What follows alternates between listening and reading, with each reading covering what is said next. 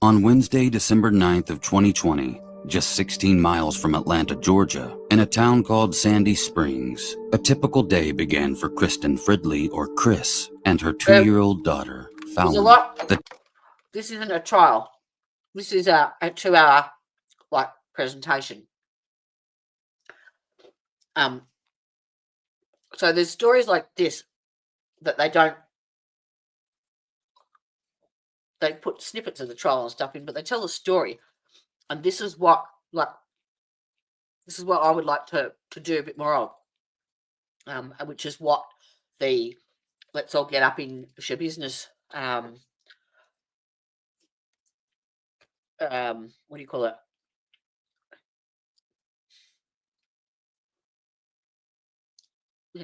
Segment is supposed to cover.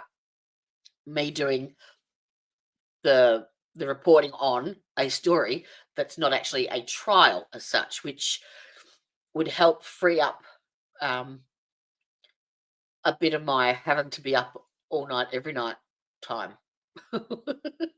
But still be able to put out some content and then concentrate on a few key trials that I really want to do. I've got a whole Bible full of stuff planned. There's only so many trials I can cover, unfortunately. But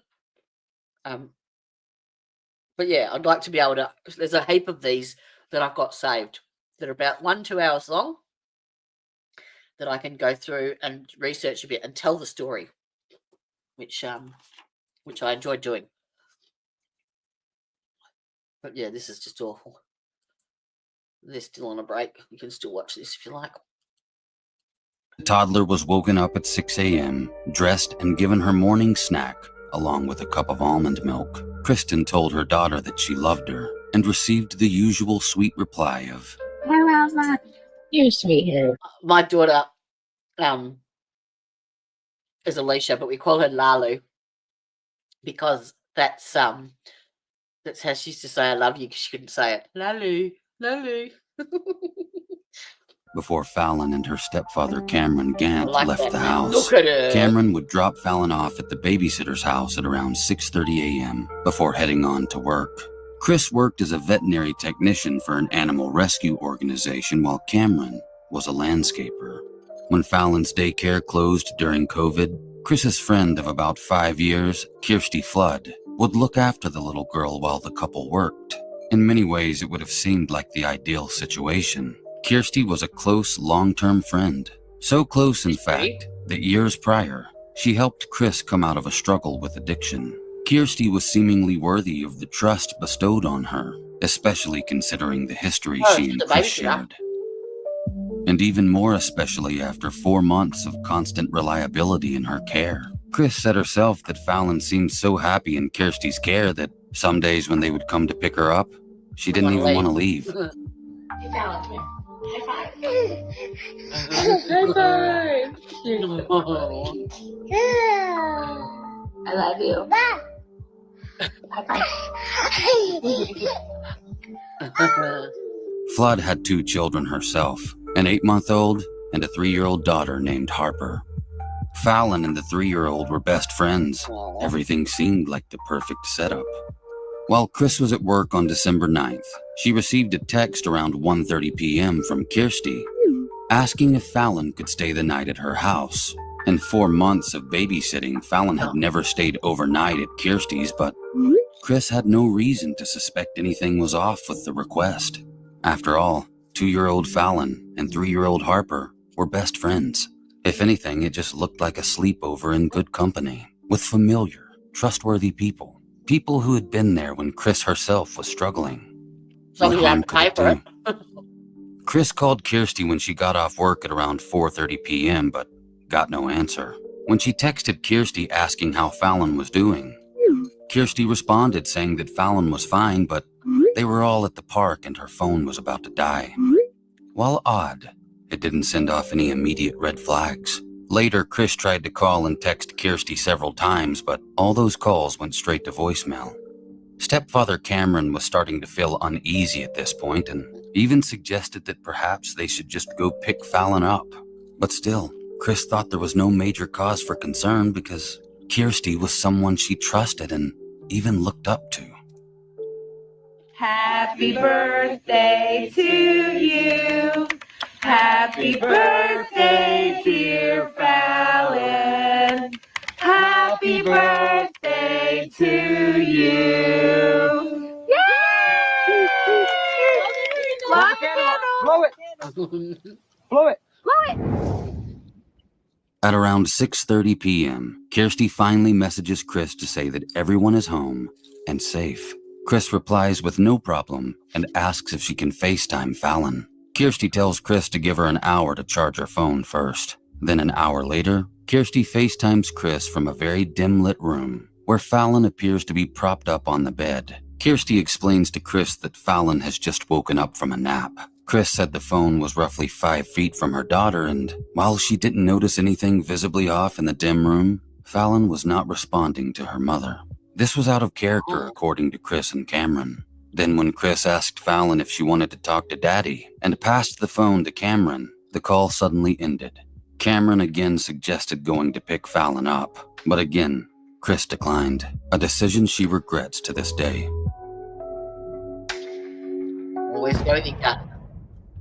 A couple of hours later, at around 9:20 p.m., Chris receives a crying phone call from a hysterical Kirsty Flood, telling her that she needs to come to Kirsty's apartment immediately. She claimed Fallon had hit her head on a slide and wasn't moving. Paramedics were already on the scene working on the little girl at this time. An officer got on the phone and asked if Chris and Cameron could meet them at the hospital. Next, Chris Fridley found herself facing a parent's worst fear. She was standing in a room at Children's Healthcare of Atlanta with Cameron and her mother. They were in there for what felt like hours. It was a small private room, the kind one might expect to see in an emergency department. This was the kind of room that no one wants to be in. The kind of room with walls that rarely echo good news. Chris demanded to know what was going on and begged to see her daughter, but her pleas were denied. Fallon was alive, and the doctors were running tests and doing everything they could to stabilize the 2-year-old, a 2-year-old whose mother was getting angry. Chris couldn't understand why she couldn't be beside the angel she created. But looking back, she now assumes that she too may have been initially suspected. And what the world now knows was a horrific case of child abuse. The doctor came into the room randomly with updates too vague to conclude anything inherently negative or positive from, but one thing stood out to Fallon's mother. A question he asked in repetition. What happened to your daughter? Chris was distraught, confused, maybe even offended at the audacity. Was she getting blamed for something? What exactly had happened to her daughter? She had no idea. I was asking to see Fallon. They said not yet, we're working on her, and they wouldn't let me see her. The only information she'd been given was that her daughter had fallen off a slide and hit her head. But the doctor explained that Fallon's injuries were not conducive to playground injuries. In fact, he'd never seen a child recover from damages as severe as those he'd seen on the 2-year-old's body. Simply put, Fallon would need nothing short of a miracle to survive. Does your daughter have any health conditions? The doctor asked a now hysterical Chris. But apart from a mild heart murmur that had seemingly mended itself by the child's 2-year checkup, the answer was no, she didn't. Not that anyone was aware of, anyway. But it was clear that Fallon's injuries were nothing to do with a heart murmur. The doctor left the room again. In that moment, a calmness washed over Chris. It was as if a part of her brain shut off. Unfortunately for the family of Fallon Fridley, what Chris refers to as a sweet glaze of denial was nothing more than the calm before the storm. A few moments later, an older man entered the room and introduced himself as the chaplain. But Chris didn't want to see a chaplain. Her daughter was going to be fine. She was offended by his presence because it alluded to a tragedy that she believed was not going to occur.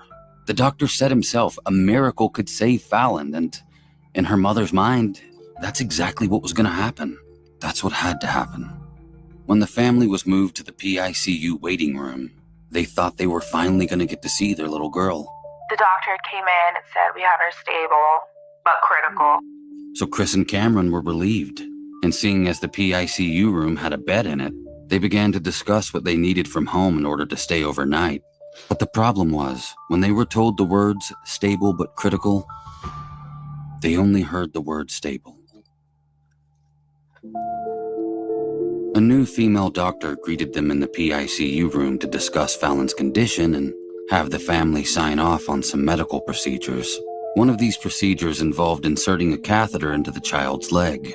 On the form, it read, 90% chance of recovery. Oh. But the doctor's expression indicated that sadly, this was not the case for Fallon. 90% was only relative to the success of the procedure itself, not the little girl's chance of survival. Fallon had immense internal bleeding, zero brain activity, and her heart was only working because of the medication she was being given. If it wasn't for medical intervention, the 2-year-old wouldn't be breathing. But as far as Chris was concerned, a miracle could still occur. Her daughter wasn't dead if her heart was still beating. No matter what they told her, there was still No brain hope. activity, don't. If Fallon was alive, she could pull through. But as much as Kristen Fridley couldn't accept the information she was given, she was about to have to face the truth of the matter. As a code blue was called to the doctor that stood before her, Chris's life would forever change with 5 simple words. Her heart stopped beating again. After the family was asked to follow the doctor out of the room and down the hall, they were led into another room where they finally got to see their baby girl. But it wasn't how any parent should ever have to see their child. It was a total nightmare. The family watched in horror as so many doctors tried to keep Fallon alive. Chest compression after chest compression after chest compression. I can't imagine the trauma that a parent would face witnessing something like that. The doctor informed the family that they would have to make the call soon. If they didn't, they'd only be doing more harm than good. Chris began to scream and beg for them to save her daughter's life. She said her legs gave out and she almost hit the floor, but someone caught her. She was hysterical, as anyone would be. When you have a 2-year-old, your life is in that child. You live your life knowing that every step you take leads to the protection and safety of that soul you created. You would never concede, you would never give up on them. It just isn't possible. But while Kristen screamed for God to take her instead of Fallon, her cries fell upon deaf ears. The CPR stopped. The nurses and doctors backed away from the little girl's bedside, and the room went silent. Chris rushed to her daughter, crying out and begging her to wake up, but she wouldn't. She was gone. A nearby nurse gently picked up Fallon and placed her into her mother's arms. Kristen Fridley held her daughter there as she stroked her hair and kissed her face until her own screams became mumbles, mutterings that still begged for her daughter Fallon to wake up. And as she sat there, she felt the baseball-sized knot on the back of Fallon's head. Oh. At 1:18, they let me hold her, and I could just feel back of her head how swollen it was, and her body was purple. She didn't look like my Fallon, and I'd probably stay there with her for an hour just holding her. This is what I see every night before I go to bed.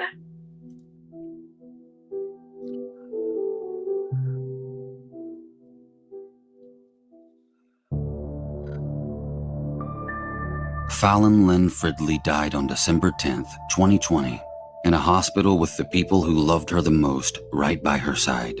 And while Fallon may very well be in a better place, the ones that stood near as she took her last breath wanted answers. What really happened to that innocent little girl?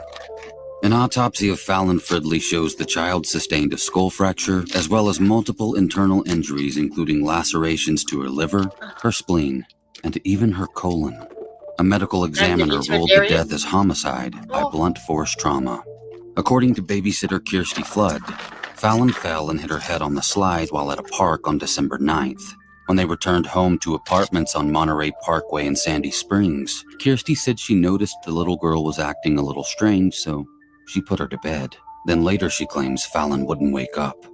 EMS responded to a 911 call regarding the child being unresponsive. After arriving at the apartment and administering CPR, Fallon Fridley was transported to the hospital where she would sadly pass away the following day. That same day, Kirsty is brought in to be interviewed by police regarding the matter. What you're about to see has never been seen by the public. You're going to witness the police interviews of both Kirsty Flood and her boyfriend, Jeffrey Myers. The details that unfold during the following series of interrogations are hard to hear, but listening to them helps paint a picture to better understand how things transpired the final day that Fallon Fridley was in the care of Kirsty Flood. All right, Kirsty. This is my partner, Detective Pearson. Hello, Mr. Person. Hello. You want to leave it up? I think it's so stuck being here. Yeah, I'm already off. I'm always off 10 in the morning and stuff first. Yeah. Gotcha. Well, it's hard because, like, right now we're in the weather where you can get cold. You can wear a sweatshirt and shorts at the same time. Yeah, it's so jacked up right now. Sorry, my notes are all jacked up right now because it's been one of those days, unfortunately.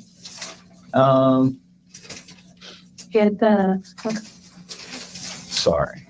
After the officers introduce themselves to Kirsty, the leading detective preps his notes to begin questioning. Kirsty asks if he's met Fallon's mother. See, you met her mom? What's that? You met her mom? I did, yeah. How's she doing? She's obviously upset. I mean, I don't think there's any way to not be right now, not be upset. But she's upset. I met Cameron? that him as too. I reserve judgment because that's what I do. Yeah.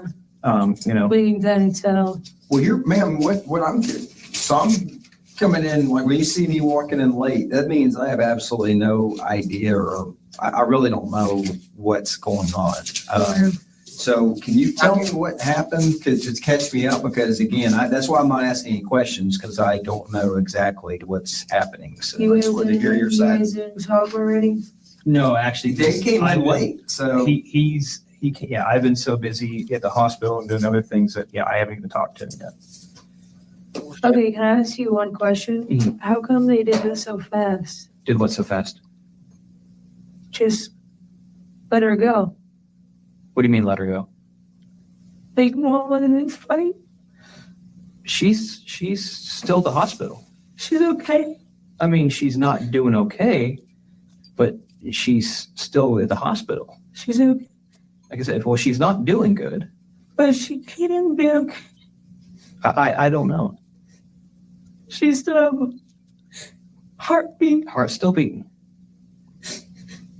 God Still beating. God has a plan then. It seems like the detective is caught off guard by the fact that Kirsty is unaware that Fallon has died. This may alter how he initially planned to conduct his questioning going forward. If you have a heartbeat, you have the chance. Yeah, her heart is still beating. Thank God. Thank God. Thank God. And Kirsty, I don't think. Why did that dude? They didn't really tell me she was gone. And Who said that? the officer. No, she's not. She's not gone. Her heart's still beating. Why did he tell me that? Honestly, probably just miscommunication. Apparently, officers don't have to tell the truth during questioning. No. And since they've already led Kirsty to believe Fallon is alive, they probably realize she's more likely to continue to talk to them truthfully if she thinks a murder charge is off the table. At this point, if she were to admit to assaulting a child, it's a much lesser charge if that child is still alive, rather than if her crimes resulted in that child's death. And if Kirsty asks for a lawyer, the interview is over. Hope is a powerful tool in many interrogations. As long as Kirsty Flood has hope, she's likely to talk. Just confirming, Kirsty, your last name's Flood, correct? Yes, sir. Okay, cool. Sometimes I can't even read my own writing. I'm just writing so fast and just, yeah. We're good. So y'all don't do the mask thing or what? We do. Would you feel better if I had a mask on? No, I just prefer to speak. Yeah. And not be, you know what I mean? The hope that we mentioned before, coupled with the leading detective's calm, casual, friendly demeanor, could be the cause of Kirsty fully removing her mask. Maybe she's starting to relax into the situation and believes she's not in as much trouble as she once may have thought. You'll notice her tone of voice becomes more stable, and her need to hide behind the mask disappears. I typically watch Fallon 4 days a week, roughly. I've been with my company for 6 years, so I'm getting paid unemployment to stay home. I'm also in school for cybersecurity. I have a newborn. a 3, almost 4-year-old, and Fallon is 2. Like I said, I'm with her 3-4 days a week. Me and her mom, you know, we've been through a lot together. I helped her get sober a long time ago, quite some time ago. I was reached out to saying that she was homeless and, you know, strung out, and, you know, no one, she wouldn't listen to anybody. And I was just like that one person that kind of just like spoke to her, that she listened to, right? So it took me to detox. Fast forward, she went down to Miami, had Fallon in rehab with some scum. He's never raised her, never claimed her, never nothing. So I have a soft spot for Fallon. That's why I charge $125 a week on that, and that's nothing if you know the price isn't dangerous. It's not expensive at all.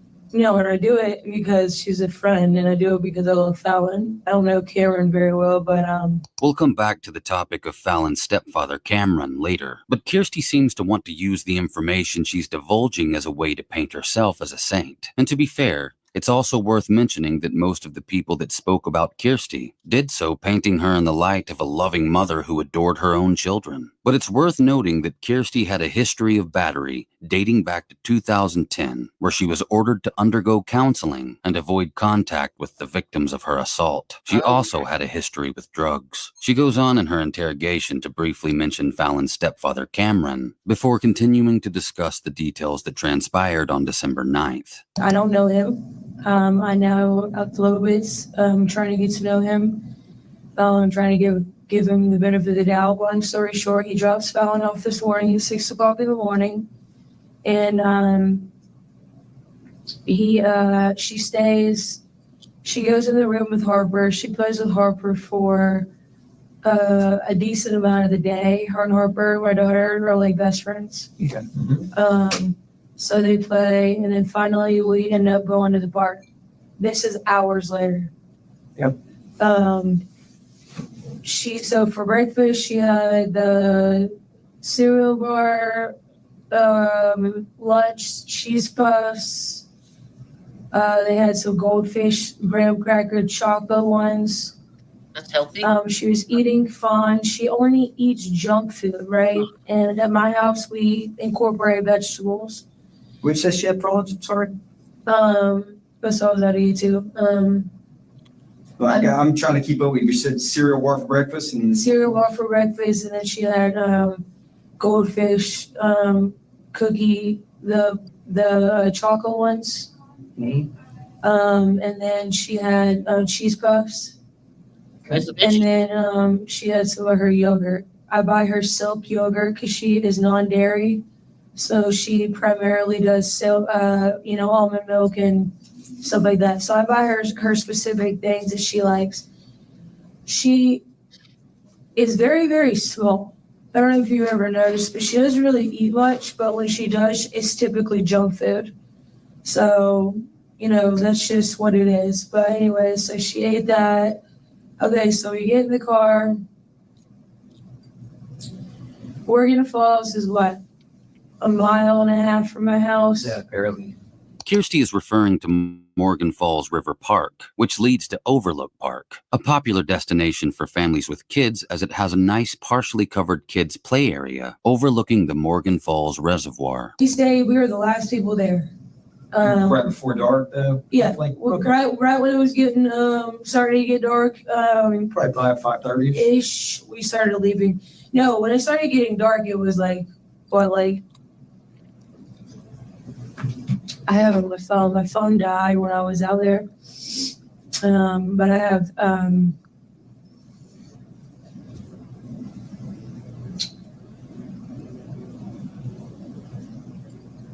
4:26. How's my girl? So we're about to go to Morgan Falls. My phone's about to die. We just pulled up. She said, tell her mommy misses her. And then here's a picture of my daughter and Colin playing together, besties, Yeah. right?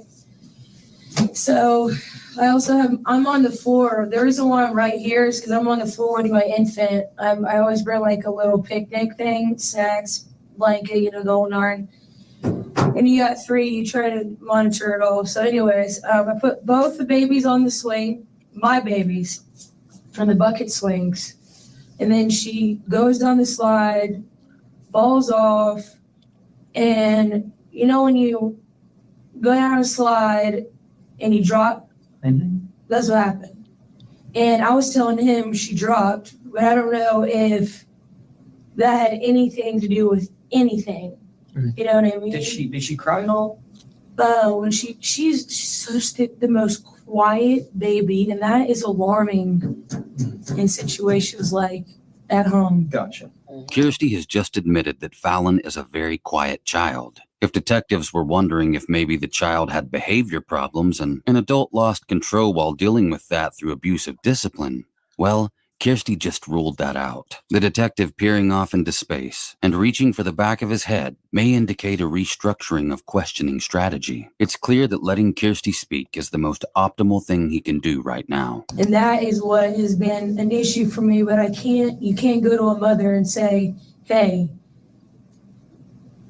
the man you just married, I understand his past, but, I'd maybe look into that a little bit better, or maybe not leave him with him all day on Friday.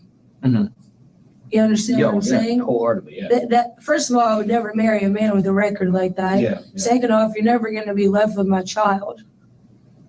Yeah. Like I said, I wouldn't even let them babysit my children. No, I wouldn't either.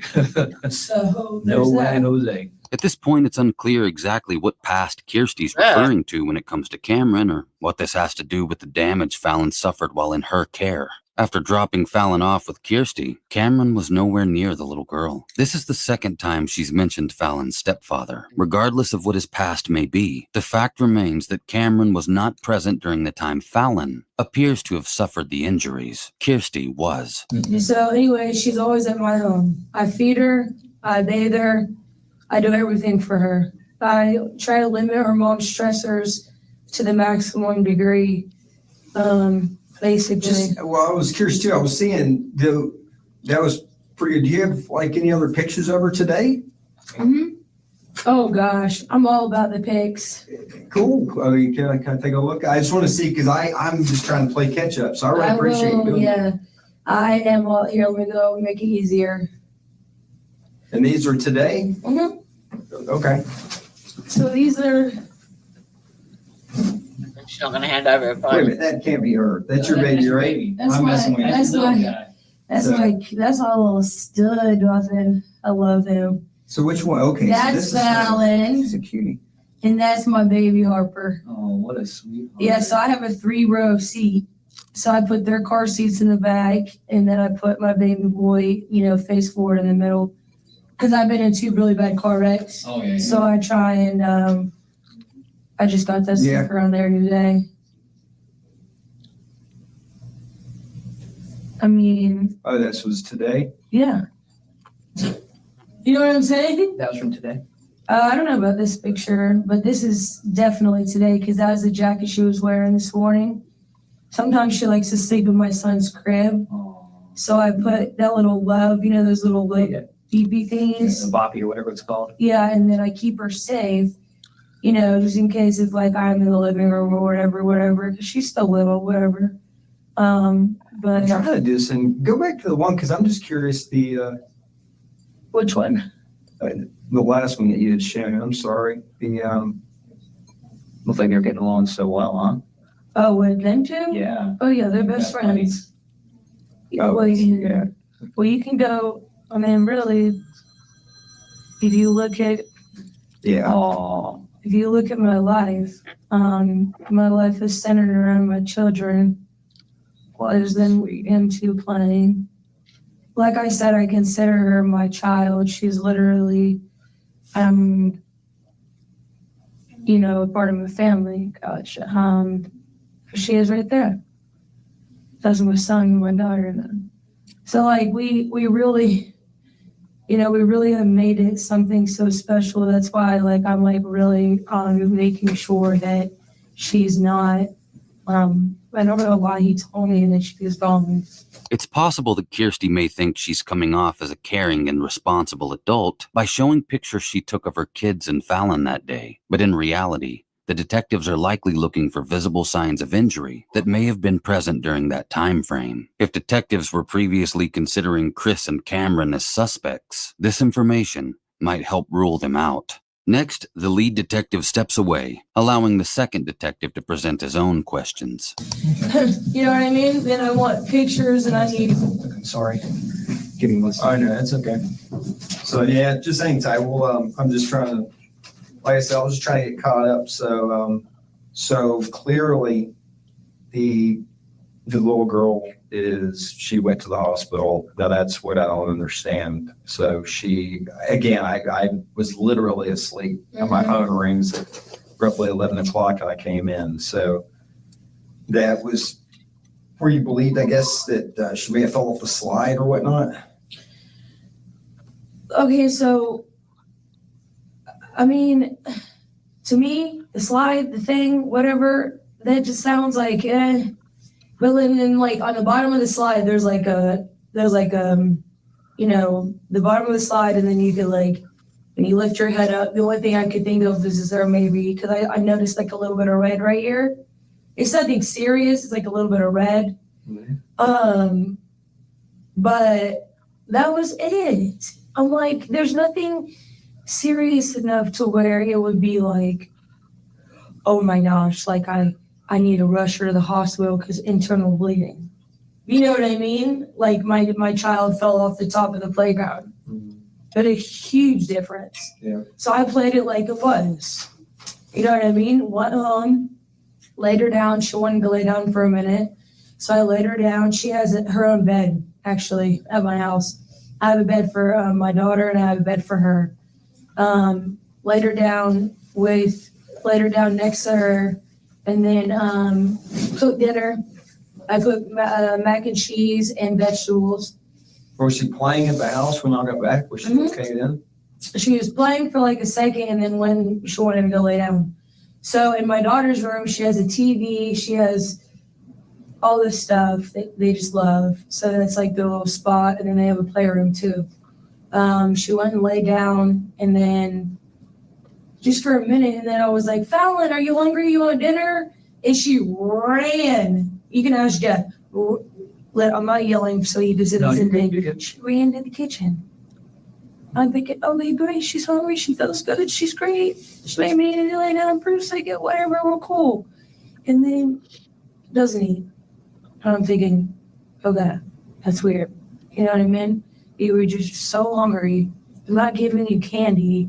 I'm not just gonna keep giving you candy, and like that's like, I think what her parents might do to just wean your way out is candy and chips. Mm-hmm. Just to make it easy, just to get the food in. Yeah, I get it. And I'm overweight. It's not great parenting, but hey. No, I get it too, but I'm overweight, and I don't want to do it to my kids. So basically, I'm just trying to like have healthy options at my house. Okay, cool. So anyway, she didn't eat.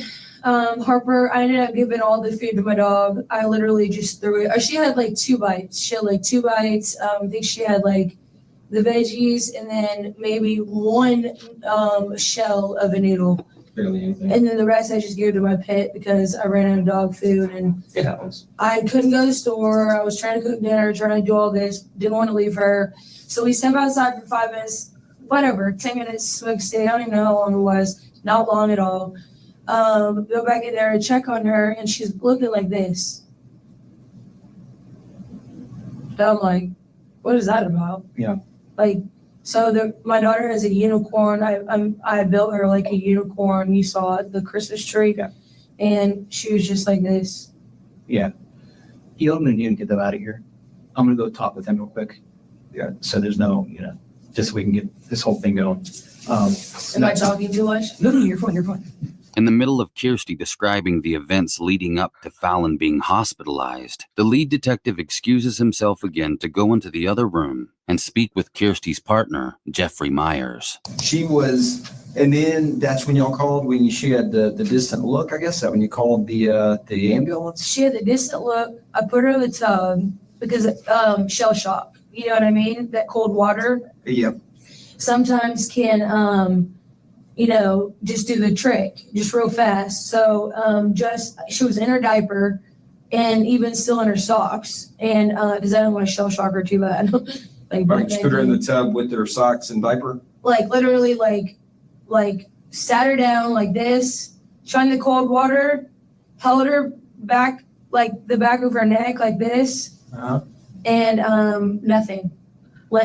Didn't even respond to the water. Put yourself in Kirsty Flood's situation for a moment. A 2-year-old that you're watching for someone else is displaying signs of cognitive decline so severe that they're refusing to eat and are unresponsive. What would you do?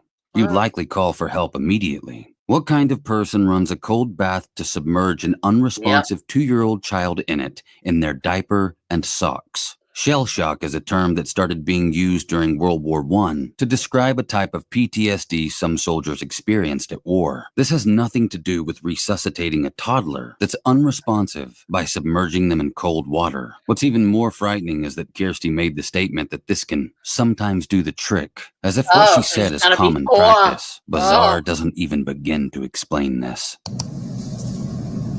So she just lost consciousness? Yeah. You're saying that after she had fallen in at the park? Well, her dad just told me he had the flu yesterday. Or on Monday. Okay. And she's been sick. Okay. Okay, so I say that to say she's been sick because she got my 8-month-old son sick, my daughter sick, all of us sick. You know how that goes. Yeah. And that was a couple weeks ago, but they said it was a sinus infection. And then on Monday, he calls me. I don't watch her on Mondays. Calls me around 8 in the morning or whatever. He's like, hey, can you watch Fallon? I need to go to the hospital. I feel like I have, or I feel like I'm super sick. And then apparently he had the flu. And then he drops her back off at my house. And I'm just thinking I don't even know. Yeah. Do you know what I mean? I just wouldn't do that. We don't think the same. Yeah. He's also on methadone. So, no judgment at all. But I just know that your mental state, if you're on methadone every single day, is not going to be the same as it would be if you weren't. Yeah. Methadone is a synthetic heroin. They need to take that off the street. I don't know why the doctors still give that out. Yeah. You know what I mean? If Kirsty's assertion that Cameron has been prescribed methadone by a doctor is correct, it's likely to help him deal with coming clean off an addiction to opioids. Methadone helps reduce withdrawal symptoms that can be dangerous and even life-threatening. If used correctly under a doctor's supervision and not abused, this is a good way to get your life back under control. Kirsty still seems set on painting Cameron as a bad guy, but she's doing a poor job of it. And again, whether or not he is, still doesn't explain what happened to Fallon. Okay, so basically now I think I'm more clear at least. So when the kid when she had basically, I guess, fallen off the swing there at the park, she was, talking and doing her thing back at the house as far as she would go. She wanted to go to sleep and that kind of thing. So she was. The weird thing is that she wanted to go to sleep. Okay. Concussion? Do you know what I mean? Yeah, but I mean, she was communicating like you're right. I mean, she was just walking and things like that. Yeah. It's perfectly normal for a 2-year-old little girl who initially woke up at 6 a.m. and has been playing all day to need a nap at some point. I don't need to look up any professional advice to attest to this because I have a 2-year-old who often naps in the afternoon, especially if the day has been an active one. For example, playing at the park. I guess from what I'm understanding, the kid is pretty ill, to this point, but that's what we're trying to find out. I mean, you're saying that if she may have taken a little tumble off of a slide, but yet she was still walking, doing things, then went to sleep for a little bit, and then you came and saw her later. And I'm trying to what you're telling me. She always has And she just had like a distant look about her, and then now what point did it go from that to put her and she's unresponsive in the tub? Have you ever seen a kid do that? Do what? This. I mean, looking to the left or right? No, like literally like looking at you and then just go like this. And then just stop and not look back. Okay. So you're saying she looked either left or right, one of the two sides, but just kind of looked up and that was it. That No freaked eye me contact. out right there. I was like, okay, that's weird. To me, that just screams like, I don't know. I don't even know. But I know that that's something I'm unfamiliar with. And being a mother, if I'm not familiar with it, just like the CPR thing, that's why we call the ambulance, because I'm not certified and I'm not going to risk someone's life trying to give CPR if I don't know how to do it correctly.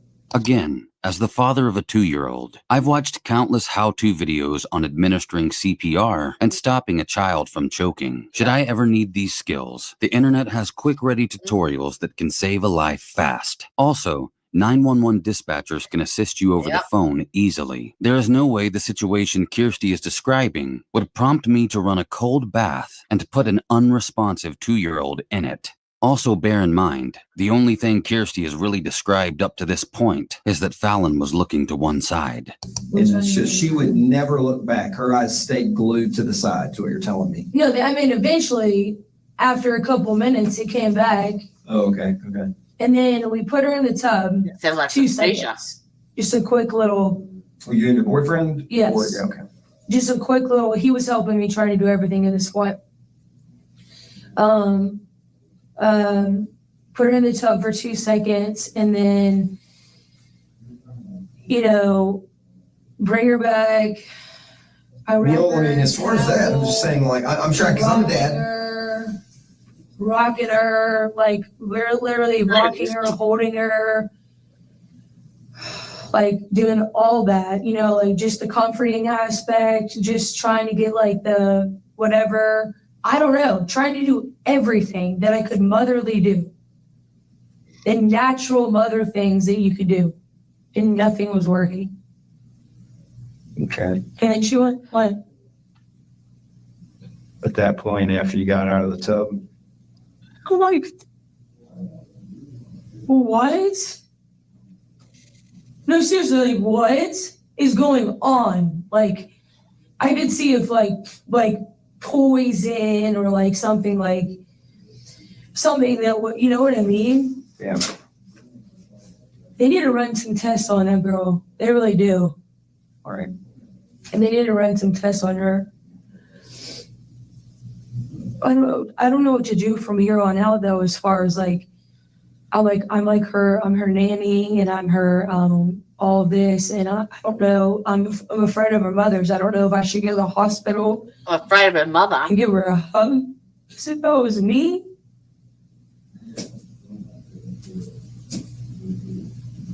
The situation is way past hugs, and listening to Kirsty continually try to convince the officer that she's a great person who cares about Fallon is getting exhausting. When the lead detective returns, it's obvious that he's had enough and he's no longer playing Kirsty's game. He wants answers, and he asserts to Kirsty that he believes she has them. It's time for them to strip away that hope they gave her earlier in the interview. okay, so let's get into the meat and potatoes of it, okay? She's in bad shape. Like real bad shape. Like, what do you mean? Like she might not make it through the night. What? Yep. So I'm gonna read you some stuff because I have some concerns, okay? Miranda? These are your Miranda rights. You're not under arrest, but you're here in the police station. I'm gonna ask you some pretty hard questions, so I want you to know what your rights are. You have the right to remain silent. Anything you say will be used in court as evidence against you. You have the right to talk to a lawyer for advice before you ask any questions and to have him or her with you during questioning. If you cannot afford a lawyer, one will be appointed for you without cost, and he or she may be present at all times during your questioning. If you decide to answer questions now without a lawyer present, you will still have the right to stop answering at any time until you talk to a lawyer. Do you understand? Yes. Okay, so what we have here and why I'm concerned. Do you want to know all the issues that she has? Yes. Okay. According to the doctors in the ER, Yes. she has a skull fracture. A what? A skull fracture. Her brain is swollen and bleeding. She also has internal bleeding where she has, according to the doctor, let's see here, her belly is full of blood. She's got an injury to her liver, her spleen, and her colon, and is still actively bleeding inside. She has no brain function. Oh my God, stop. She's got bruises all over her body. Stop. She's got bruises all over her head. The external part of her head is swollen.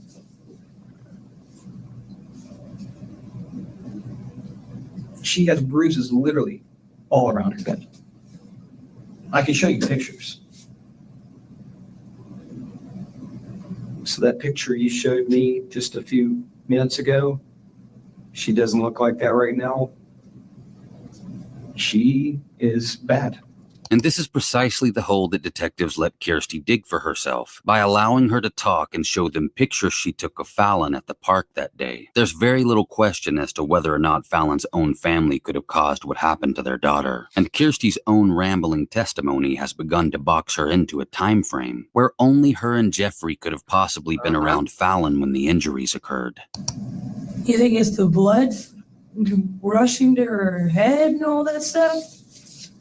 You know, when you're laying in a... So when she was dropped off this morning, Yeah. how did she look? How did she act? Did you notice anything that was out of the ordinary? Her dad just told me she had the flu. I mean, he had the flu. That's it. That's it. You didn't see any bruises on her head, on her belly, and She had scratches right here. from a possible dog scratch, right? She had a scratch right here, and then she had a bruise right here. Okay. Yeah, that's it. So And then I think she had... no bruises up here. No. Okay, none of that was there. Hello, darling. I mean, she wears her hair like this. Okay. She literally wears her hair like this. I would, if I saw a bruise on her head, I would call her mom immediately. Okay. I wouldn't just let a bruise just continue to be a bruise, because that's how you get internal bleeding. Correct. That's exactly how that happens. Okay. And she's bleeding internally because she's got injuries to her spleen, colon, liver. And from what you told me, the only thing that happened to her today was the fall off the sled at Morgan Falls Park, where that ground is soft and squishy and bouncy. Mhm. So they made it that way so kids don't technically get hurt when they fall. Right. The injuries that this child has, according to the doctor, are acute, which means they have just recently happened. There was absolutely no way that just happened.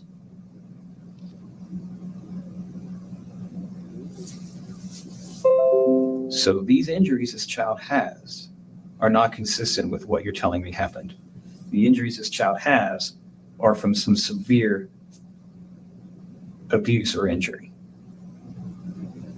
How long have you had her today? Just as a Oh my, I can't even believe. How exactly? How would that even have happened? You tell me, because we weren't there. Were you the only one with the child today? I was around a bunch of people at the park. No, when did you The get child, today? were you caring for the child by yourself today? I always care for her by myself, always. Okay. Every day. There's never been an issue, ever. What time today did you get her?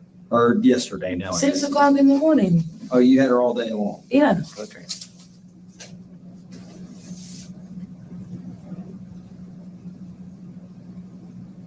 Something's happened that we're not being told has happened.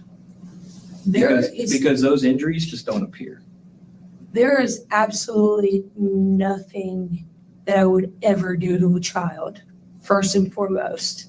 Second off, if you ever look at my kids, they've never been touched, and they never will be. I don't believe in violence. So the fact that that's an acute thing that just happened, And you didn't notice any of these injuries on the child beforehand? I grabbed him the minute I saw him and called the ambulance. Does that add up to you? In your head, does that add up to you? Lots of crazy things can happen. If you're concerned about something and the first thing you do is grab somebody and call the ambulance. Kirsty makes it sound like she was so concerned with Fallon's condition that the first thing she did was ask Jeff for help and then call an ambulance. But she'd already admitted to running a cold bath in which she submerged an unresponsive toddler before holding her and rocking her. This was all seemingly before she called for help. Either Kirsty wasn't that concerned with the child's well-being, or her concerns were more deeply invested elsewhere. Kirsty doesn't see what the detectives don't understand about her side of the story. I don't understand where there would be a confusion about that. Well, the confusion is the kid has injuries, severe injuries that she might not make it through the night, that we're saying just appeared out of nowhere. How is that not confusing?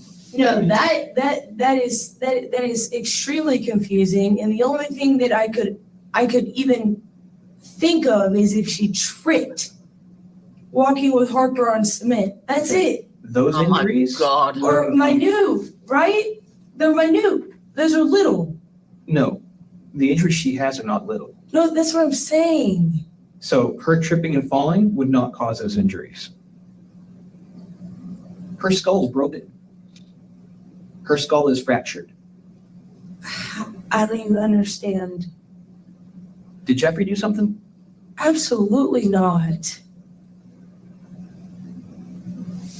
So tell me how this happened. Neither of us are violent people. Basically, if you've got the kid, the reason I'm asking, from 6 a.m, right? Yeah. Maybe at 6, roughly, almost 24 hours ago, because we're working on 2 a.m. A child with a fractured skull is not going to just make it through the day and then just decide by the end of the afternoon that she's sick. Because you're saying during the whole day, she's doing fine, everything's great, nothing's going on. All of a sudden at dinner time, she starts acting weird.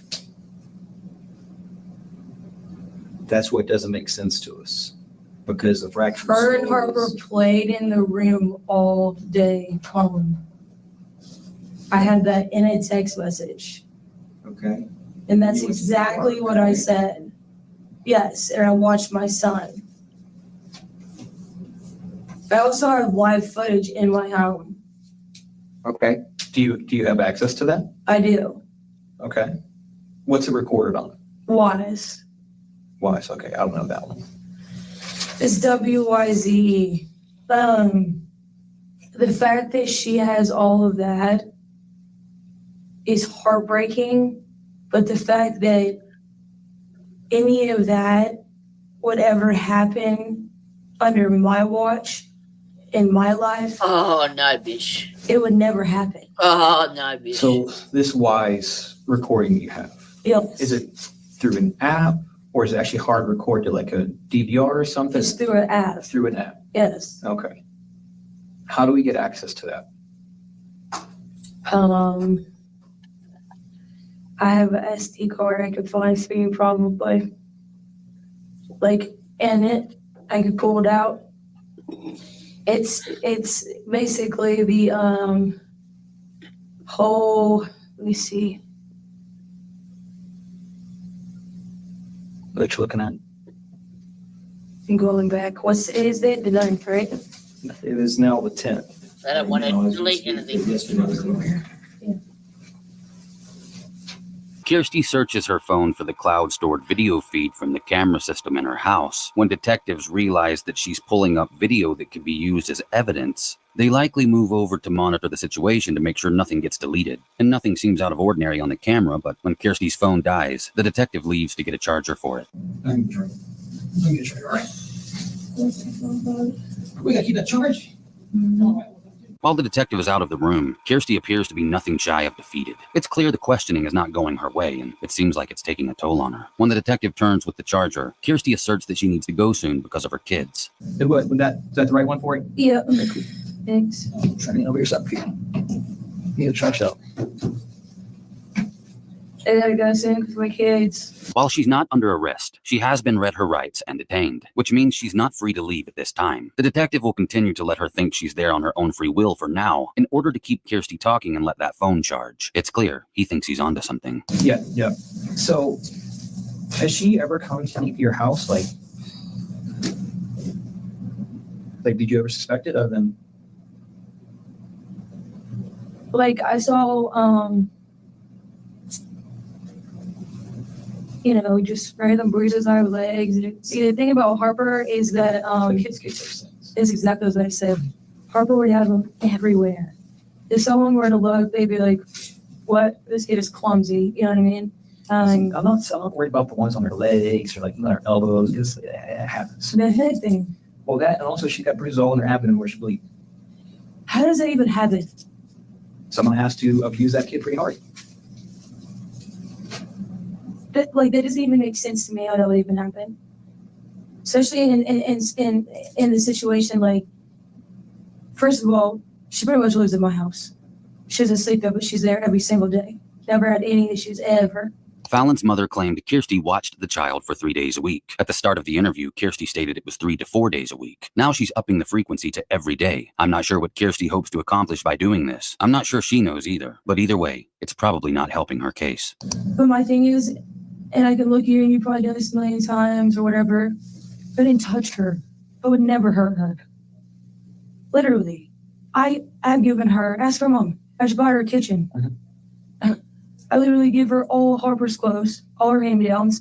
I feed her, I bathe her every day. Her mom never has to do any of those things. I do all of it. Yep. Because I love her. She Yeah, so, like, 3 times that entire She's telling me this. conversation. It's basically like you telling me that I'm almost losing potentially, even though I'm not going to claim that. Like a chump.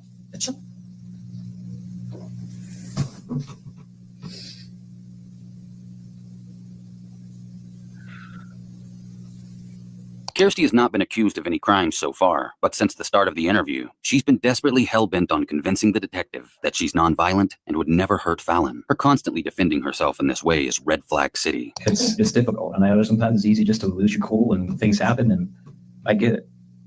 I just need to know. But I would never lose my cool on that level. I would never lose my cool on that level. I don't even have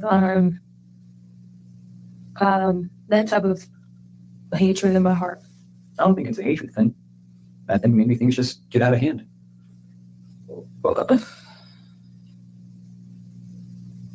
I mean, literally, the only thing I could think of, and this is like far-fetched, but I know Harper would have probably came and told me, unless they were,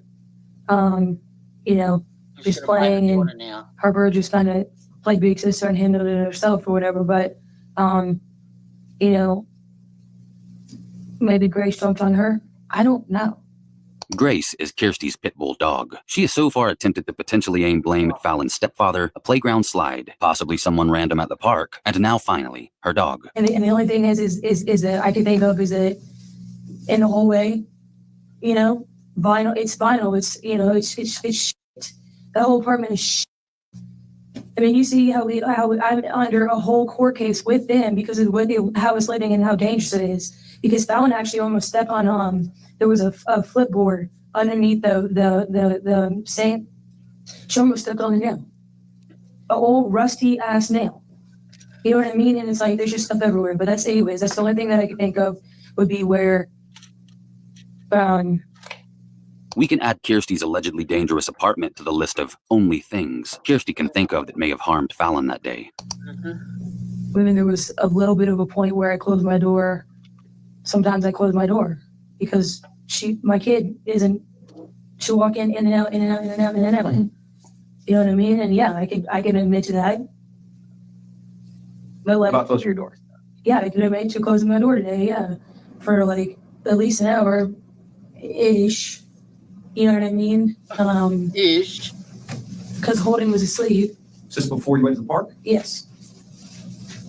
She's just admitted to basically neglecting a 2- and 4-year-old for an hour in her dangerous apartment while she closed her bedroom door and slept. It's not a great look for the self-proclaimed super nanny. But when the other detective confirms that this was before the visit to the park, Kirsty likely realizes this excuse won't fly either. She then begins hiding part of her face with the mask. This may be a self-soothing technique to hide her rising nerves. Well, it might So not. I don't know what you want me to do. I don't know. My concern is you're the only one. We got distracted. The court went to lunch and I was clicking on other trials things and yeah, we stumbled across this one. And Karen Rea went back about half an hour ago and I haven't been back there.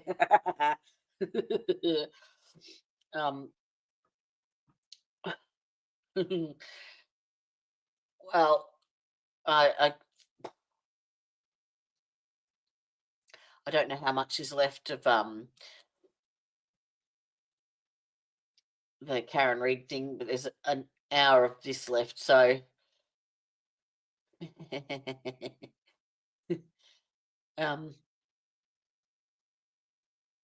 it's 5:40 a.m. So I might just keep this running, and go and watch it in bed, and I'll do the rest of Karen Rea tomorrow. The afterwards stuff. Beautiful. Sleep timer is on.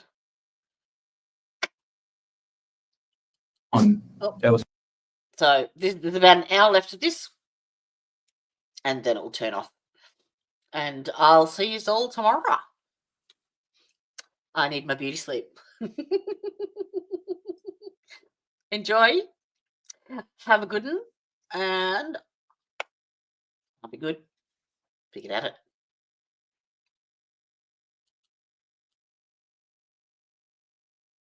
with them all day. And these injuries happen.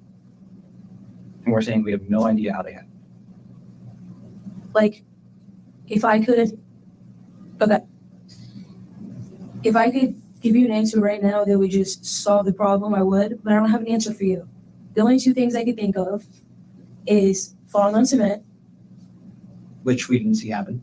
which we didn't see happen.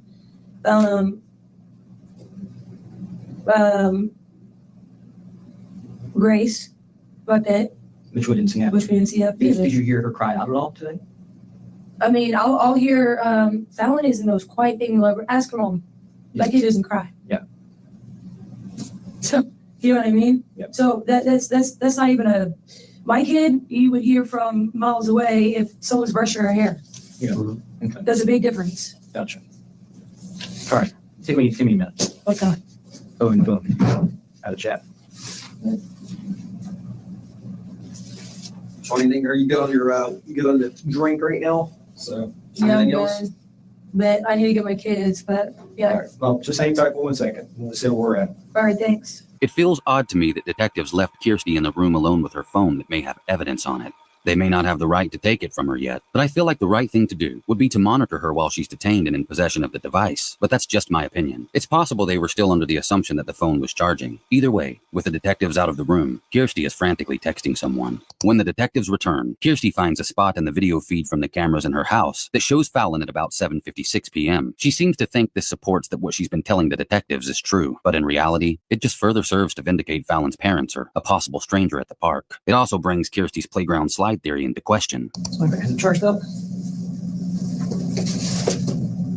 A little bit. Can you see if you can pull up the camera again?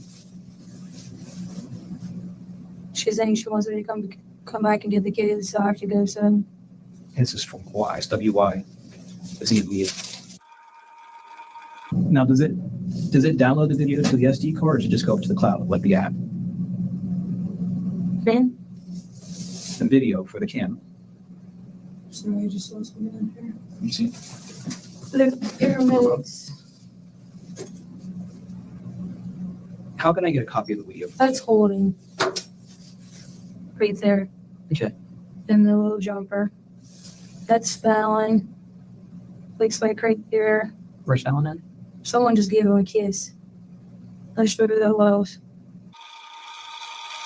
There we go. Where'd she go? There we thank God. Can you see her being normal? Ocean? Did you just see that? Go back. Ghost. No, I think it's just them floating around. No, it was ghost. It was a flyer mob or It was something. okay.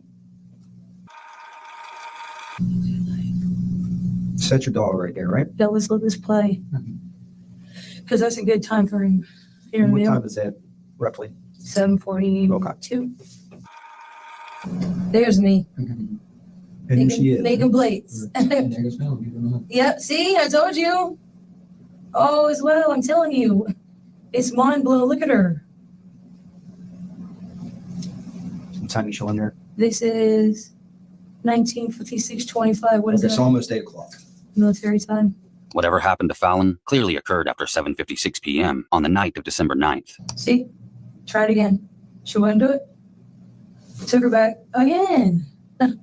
See, it's resilient. Like, I tried and tried and tried. That should show you right there how much I care about this kid. I'm like, I don't want you to go to bed hungry. Because she just, I don't know how her mom does it at their house. If they don't feed, I don't get it. I don't get if they just give them candy and chips. But so I tried again. And then that's when I went to the back, I guess. I think that's when my dogs decided it was free game. Baldwin's right there. That's when me and him both went to the back to check on her. Because I was like, she's looking kind of weird. She's not eating. She's, you know what I mean? And then he suggested him or I suggested the bathroom real fast. And then I got her in a Moana towel and I literally just rocked her and rocked her and rocked her and rocked her. And then I started freaking out. My mother instinct started kicking in. I was like, something's not right. Something's all right. You know what I mean? And then that's when we called the ambulance. Kirsty goes on to explain that she tried to get Fallon to eat several times and she wouldn't. She also tells detectives that Fallon's mother had been on FaceTime to Fallon until Kirsty's phone died. Right after that, Chris called Jeffrey's phone. This was all after 8:10 p.m. The 911 call was placed at 8:59 p.m. It's sad to think that Kristen Friedley may have just spoken to her daughter right before things got really bad. You don't think that she was like, I don't know, I'm just trying to think about like different scenarios maybe, that she was laying there for a little bit and like Gray stepped on her. I don't think a dog stepping on him would fracture her skull. Don't either.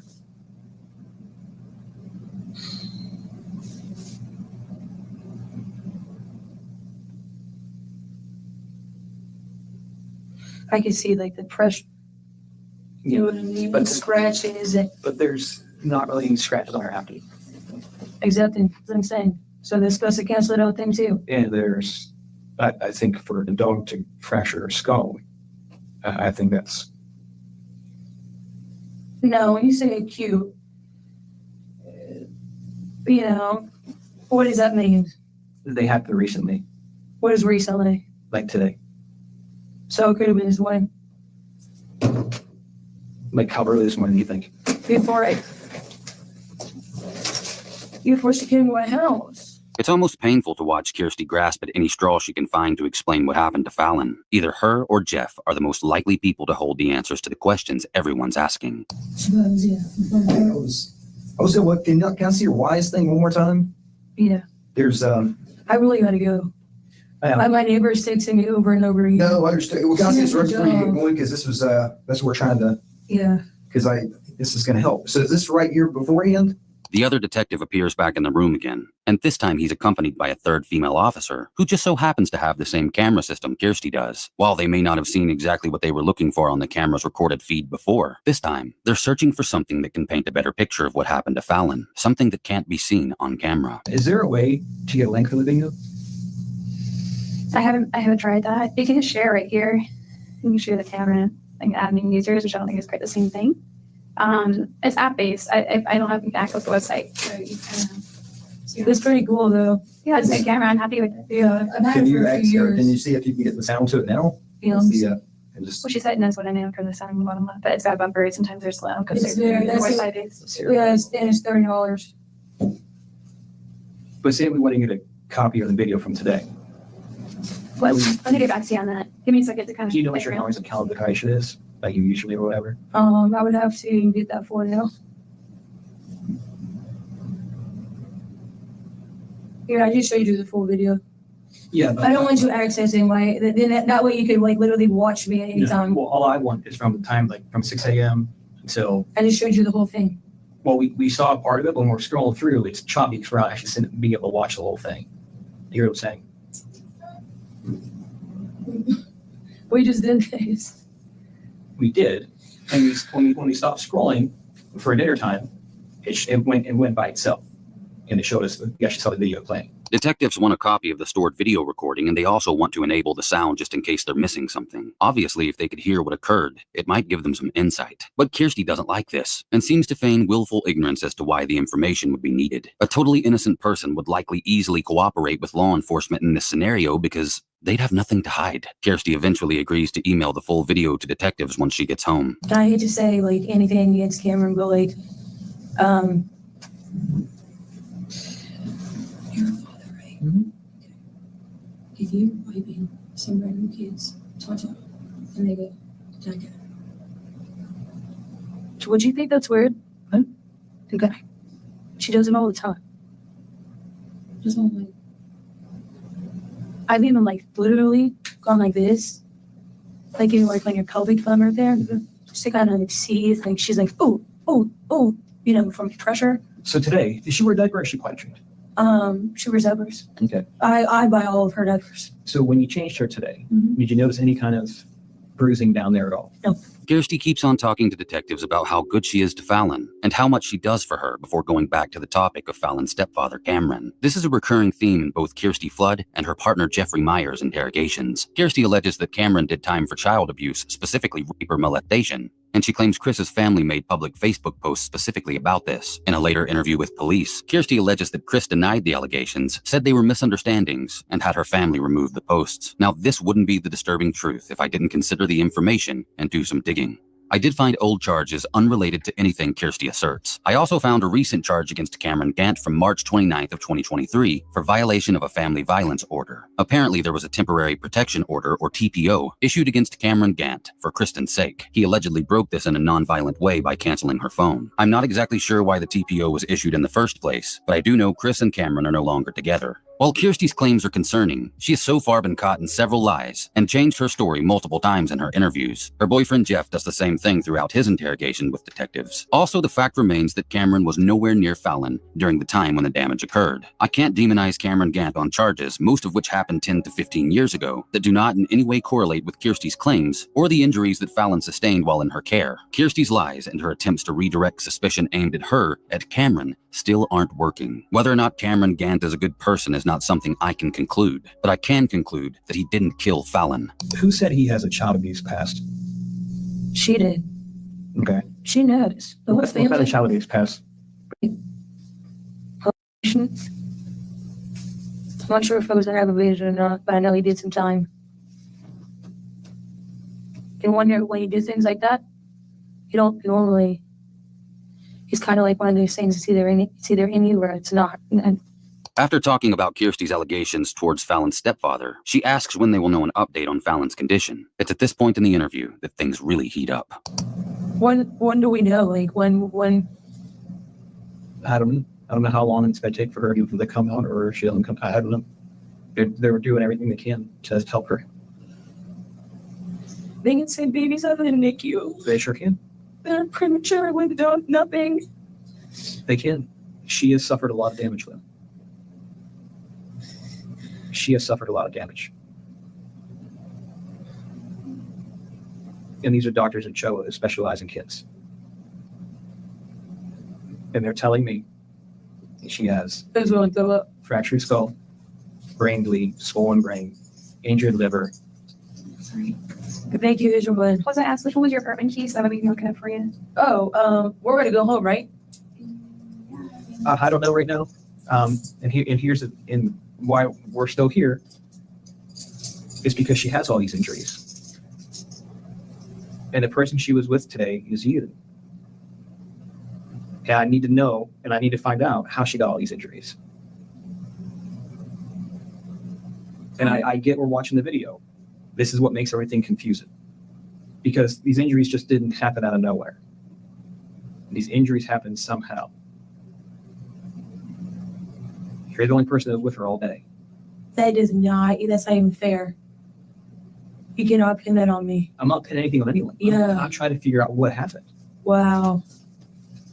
I have children, I have dogs, I have a whole life. And I understand. No, I don't think you do. I do.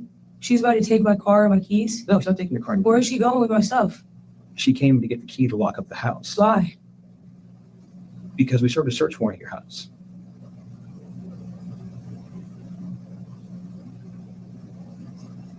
For what? Because it's a high possibility this child was injured at your home. And you didn't find anything, did you? I don't know. I'm not there. Wow. But you have to look at it. What if you were in my shoes? I can't what would believe you right think? now. You really just flipped the table. If That's you what were, y'all do, don't you? if you were in my shoes, what would you think? I'm not under arrest. Right now you're detained. I'm not under arrest. Right now you're detained. Well, I'm about to call a lawyer then if you're going to play this game. Okay, you're calling a lawyer. You're not going to keep me here. I have children I have to go take care of. You Right understand now that? you are detained. I have children. I understand that.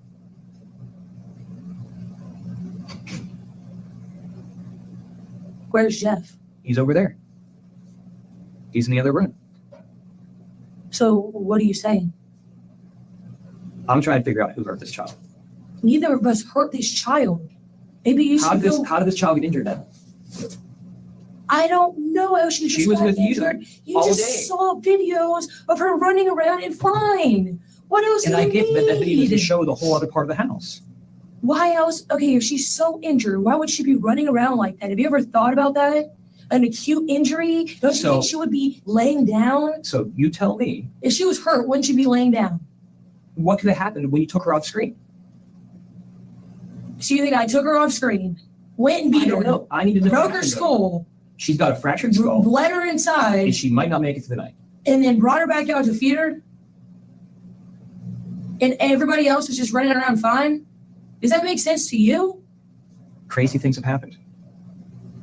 I know what is going on in this child's body right now. And it doesn't just happen out.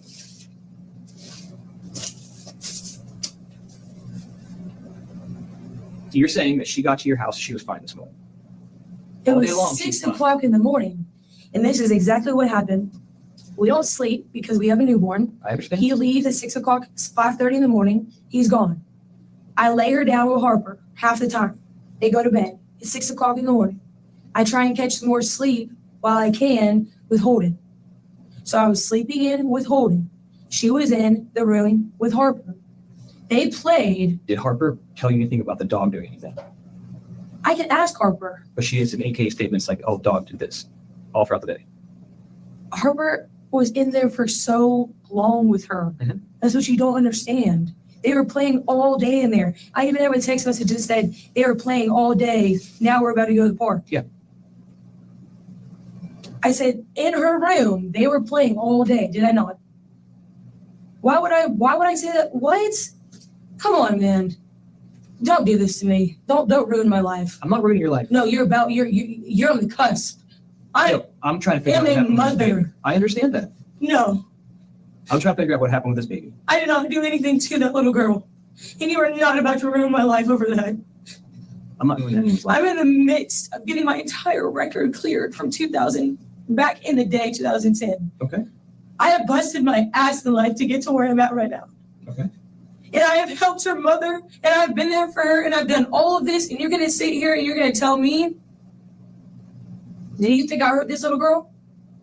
I don't know what happened with this little girl. I just know she was with you, and now she's injured to the point where she might not make it.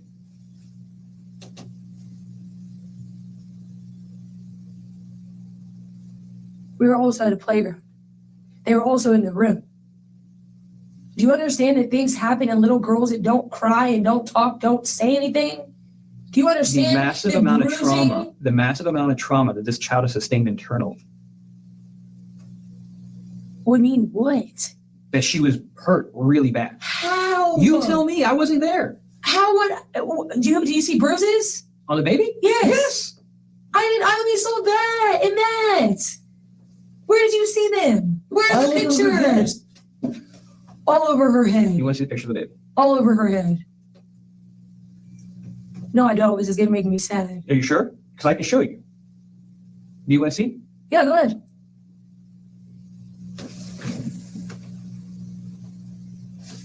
Those weren't in your photo. Cause blood.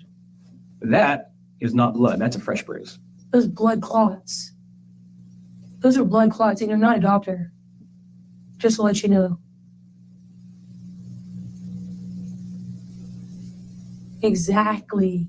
Exactly what she had. Exactly what she had in that picture. And the only thing that she had in that picture. But what she didn't have in that picture is right there in the middle of her forehead. Blood. That's not blood. That's a bruise. What do you think? That's a bruise. Okay, Look at her nose. So let's look at that. Look at her nose. Look at her forehead. All right? That is your picture. Right. Right? From today. That's from today. Right. I don't see those bruises. That's exactly my point. That's exactly my point. The blood. So there's no bruises. So you're telling me there's no bruise right there? That one that we saw, yeah. But look in the middle of her forehead. Look at her nose. There's nothing there. You can't see that there's a hair right there. There's nothing there. There's nothing there. I'm not making this up. She fell off a slide at the playground after that too. And you said You're she trying landed to on pull her this back. out of you're trying to pull this out of But how did she land? on her back. So how would that put bruises on her forehead? You know what else she was doing? Let me go ahead and show you what else she was doing. Since you think this is like some, I don't know what you're trying to do to me, but this is like literally. I'm trying to get to the insane. bottom of what happened with this child. Well, those things, those right there, they bounce. Mhm. There's a metal bar right there too. You ever thought about that? Okay, did you see that happen? Do you know that accidents happen all the time? I do, because I have 4 kids. I Exactly understand. my point. They cut me some And then I also slack. know that this injury, that doesn't happen just appear out of nowhere. Exactly why my 2 kids are 100% healthy. Have you ever thought about that? You ever thought about that? Yeah, I thought about it. Okay, then think about it a little bit harder. But maybe you need to think about, you're the only person with her, and she's injured like this. I did not hurt that little girl. What's that? You want to talk to her? Yeah, I was just getting a couple things down. I need to go get my children. Okay, just give us a second. We're actually getting one other thing. We'll run something through and we'll let you know in just a second. Let us know. Let us know. That's what I'm trying to do, but I hear you yelling, so I'm coming back here. Because he's being ridiculous. As Kirsty's temper rises, the detectives swap for questioning. This is likely so that the detective who was confrontational with Kirsty can leave the room and allow the other detective to de-escalate the conversation before Kirsty asks for a lawyer officially. The detective does this successfully by assuring Kirsty that they want to get things wrapped up shortly before leaving the room. The second detective wants Kirsty to give him her theory on what happened to Fallon. What's your theory? That's what I'm asking you. How did this child sustain these injuries? The only thing I could think of, like I told him, is falling. At the playground. No, not at the playground. Other than literally walking on the cement, holding Harper's hand while I'm carrying a car seat, walking up to my car and like tripping because this baby doesn't cry. Like I told him 1,000 times. Mhm. She doesn't cry. She just gets back up. Okay. Okay. Right. So Harper pulling her, because Harper is 4, doesn't realize it, pulling her, she could fall. Where's this at? Boom! Is this- Morgan Falls. Okay, fair enough. The sidewalk walking all, and I parked way over the side. So this going on the sidewalk. Yes. I got you. So she's falling down onto the concrete there, and your 4-year-old doesn't know any better. She's just kind of Picking her back up and keeping it moving. That's what she keeps falling down. does. Does this happen over and over, I guess? Fallon falls all the time. Okay. I mean, Ask that's her why mom. I'm asking you. I wasn't there. Her mom, ask her mom.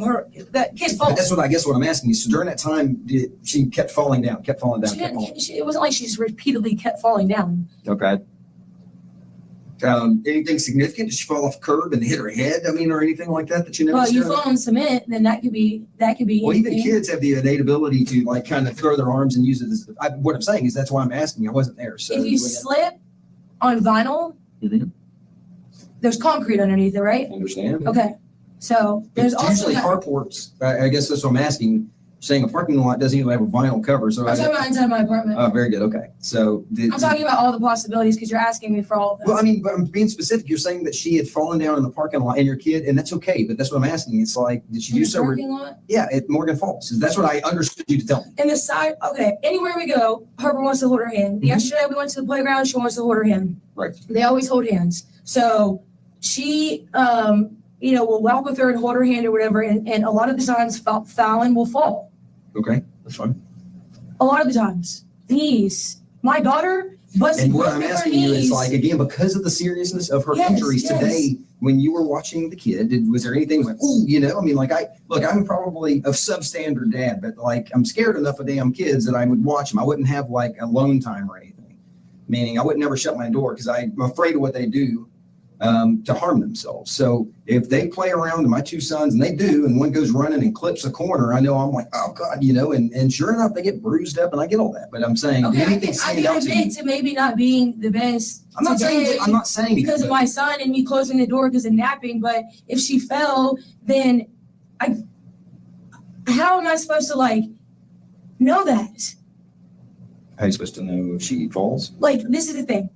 The baby doesn't cry. She doesn't cry. Mhm. She's one of those kids that's just real quiet, which is another alarming sign. Very alarming sign from the home life. Okay. Very, very quiet, doesn't cry, doesn't say much, you know, just always smiling, always happy, the sweetest little thing ever. Yeah.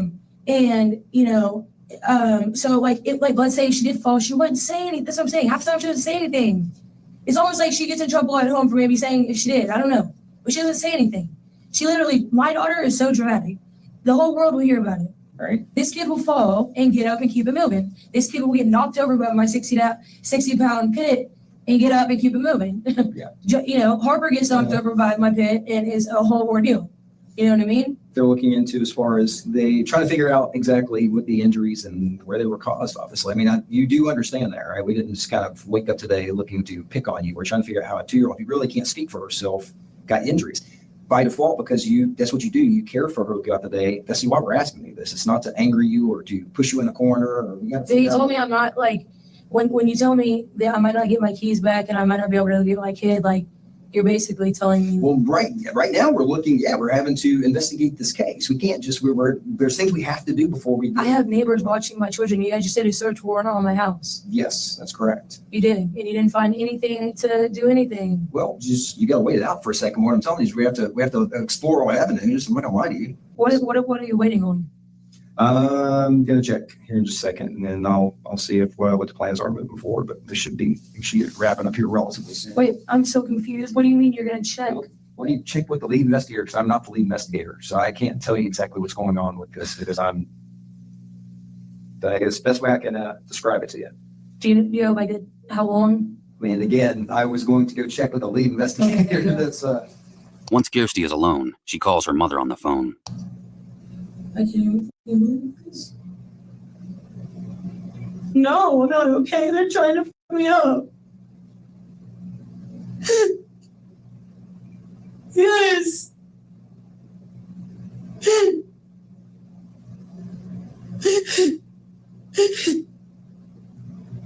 He's in their room. They're trying to fuck my life up. I'm like, so can I go? Can I get my keys? Can I go get my kids? Can I go do this? He's like, we'll let you know in a minute. I'm like, are you taking me to jail?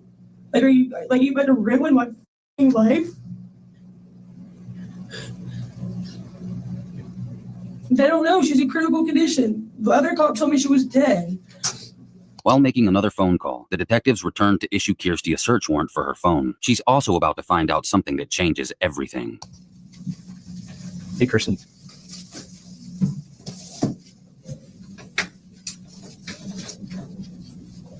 Are you actually out to someone? Yeah, I am. Okay. What was this? This is a search warrant. For what? We're going to seize your phone. What? Yep. You can't. What? Yep. It's a valid search warrant. Valid So search judge. So when you take your time. So how Here's the deal. I just called the doctor, and Fallon is dead. No lie. She's at the morgue right now. Wow. She's gone. Wow. Her injuries were that bad that they couldn't save her. Did you just hear that? So they're seizing my phone. So I guess how long are we gonna have my phone for? Probably as long as it takes for us to process it, which could be 24 hours. Okay, so when I come back here and get it? Yeah. We'll contact you or listen back to you. So I have Jeffrey's number. I can call him and y'all can come back and get it then. I know. All right. Well, let me go ahead and read over this paperwork before I. Let me have a copy to keep. Okay. All right. Love you. Bye.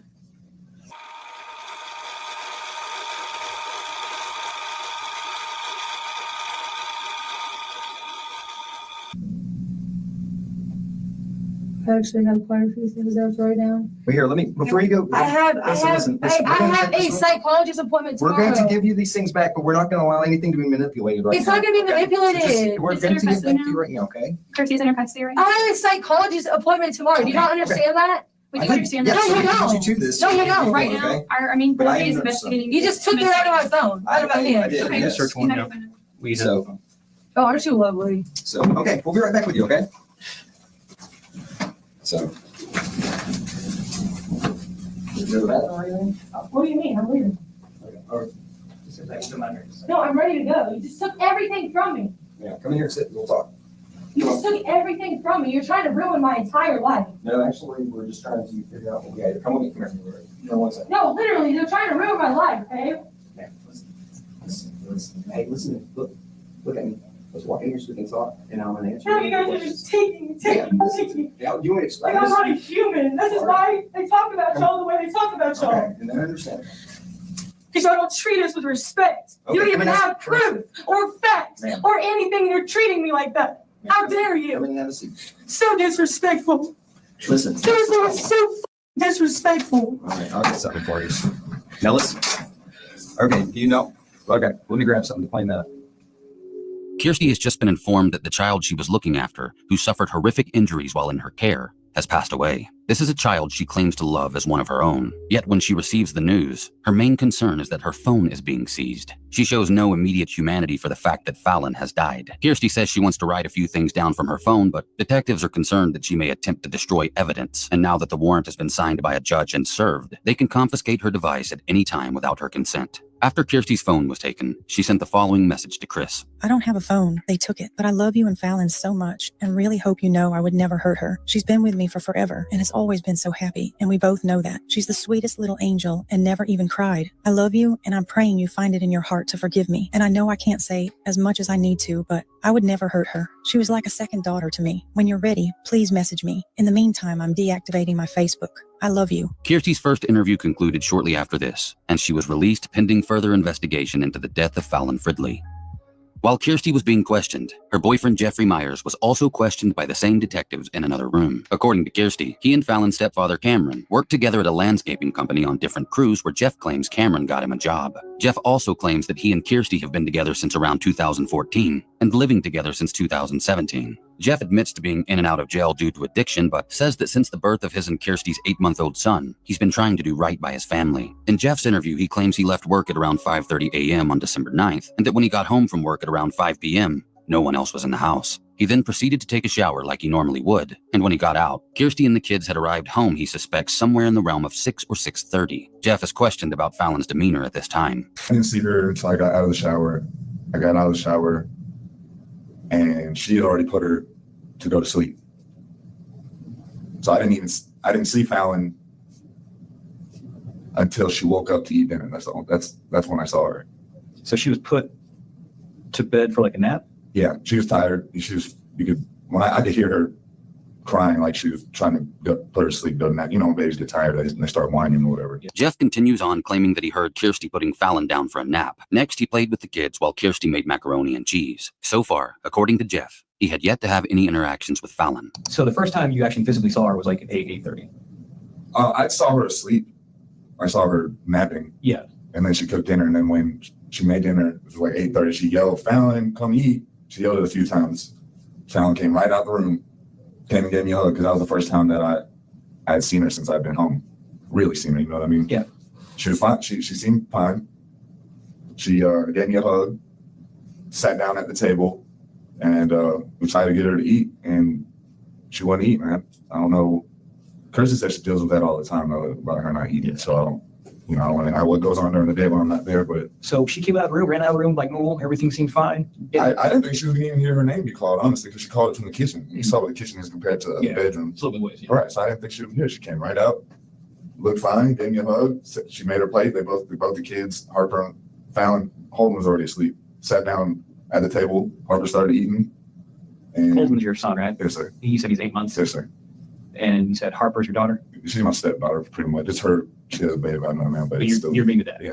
Yes, she's 4. We're about to be 4. Yeah. Okay. But yeah, they ate. Harper was eating, and she always likes to brag, saying, "Look, I'm eating all my food. I'm eating all my foods," because we're trying to get her to teach Fallon to do that. And so Fallon wouldn't eat. We're like, Fallon, you don't want to eat. You don't want to eat. We're sitting there. She's just looking at us. She does that sometimes. You know what I mean? Like she's a very quiet child. But this time, like I'm trying to get her attention, and she's kind of like staring off to the right, like she wouldn't make eye contact with me. Mhm. I thought that was weird. So I'm snapping in her face, and eventually she would make eye contact with me and was coherent. You know, like would understand what I was saying. Mhm. So we said, "Are you okay? You okay?" And she wouldn't say anything. So she was kind of breathing funny, like I don't know, like maybe she was trying to catch her breath, but wasn't out of breath. I don't know. It was weird, man. I've never heard the noise that she was making before, but we laid her down. She was fine. We stayed there for a few minutes to make sure that, she was okay. Okay.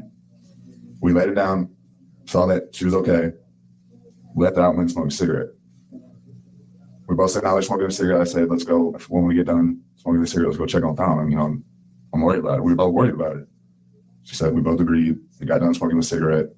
I don't know how much time elapsed since then, honestly. No more than 10 minutes, probably 10, 15 minutes. Can't be no longer than that. Now put yourself in Jeff's shoes. You're starting to suspect something isn't quite right with a 2-year-old in you and your partner's care. She's exhibiting signs that she may not fully be responsive, and her breathing was described as a noise you've never heard her make before. Would your reaction be to disappear outside with your partner to smoke for 10 or 15 minutes and leave the child unattended? Probably not. So we went back in there, and she was in the same position that we had laid her in on her side, and but she wasn't making any the noise that we had heard from her before. She wasn't doing anything. So I checked her pulse. She grabbed her. She sat her up. We tried to wake her up. She wouldn't wake up. I checked her pulse. She had a pulse. Tried to get her mouth to mouth because I could tell that it was like she had shallow. It was really I could barely feel it. You know what I mean? So we get her mouth to mouth. We don't know how to get mouth to mouth. We should have taken that class, and we said we were going to take that class too before Holden was born about the CPR, but we don't know what we're doing, man. So we put her in the bathtub, trying to shock her into waking up. In that situation, I don't know how to handle anything, man. I've never been in a situation like that. I get it, man. It's scary. It's scary as hell. And it's not even my kid, you know what I mean? So I get it. The first time I had to do CPR on a kid, it wasn't my kid. Man, it jacked me up. Yeah, I don't want to, you don't know your own strength when you're in a situation like that. So you don't want, I was terrified. I didn't want to have anything to do with it. But okay. So we put her in the bathtub. She didn't she was only in there for like 15, 20 seconds maybe. Got her out. I said, let's call 911 immediately. The lady walked us through how to give CPR, and then you guys showed up. Yeah. Okay. The events described are awful to hear. I just can't understand the reasoning behind the cold bath. And Fallon's breathing that Jeff describes hearing might be what's known as agonal breathing. According to WebMD, agonal breathing is a natural reflex that happens when your brain is not getting the oxygen it needs to survive. Agonal breathing is a sign that a person is near death. It seems like whatever happened or began to happen to Fallon that caused her injuries started before she sat at that dinner table. Was anyone helping Kirsty babysit today, or she was just with the kid by herself? She was just, as far as I know, she was just by herself. Okay. She's been doing this for months now, man. Like since August, something like that? I know since summer, taking care of 3 kids with no issues. Okay. You know what I mean? So this is like totally. Just crazy. Yeah. I don't know how to feel, man. It's shocking, man. There may not have been any incidents in the months leading up to Fallon's death while Kirsty babysat, but on December 9th of 2020, there definitely was. And right now, that's all that matters. The detective leaves the room for a little while before returning with the second detective from Kirsty's interview. He explains to Jeff that Fallon is alive, even though, like Kirsty, Jeff was already told by another officer that she'd passed. The detective goes on to describe Fallon's injuries in full detail. Jeffrey Myers acts as if there's no way Kirsty Flood could be responsible. Like she's getting beat or something? Is that? It looks like it. Sir, I'm not just trying to stick up for my fiance because it's my girl and my baby and my mother or anything like that. This girl does not lay her hands on these children. I can tell you that. I promise you that. I've been a witness to this, to her being a mother to her daughter since she was 1, and I've not seen her spank her, not one time.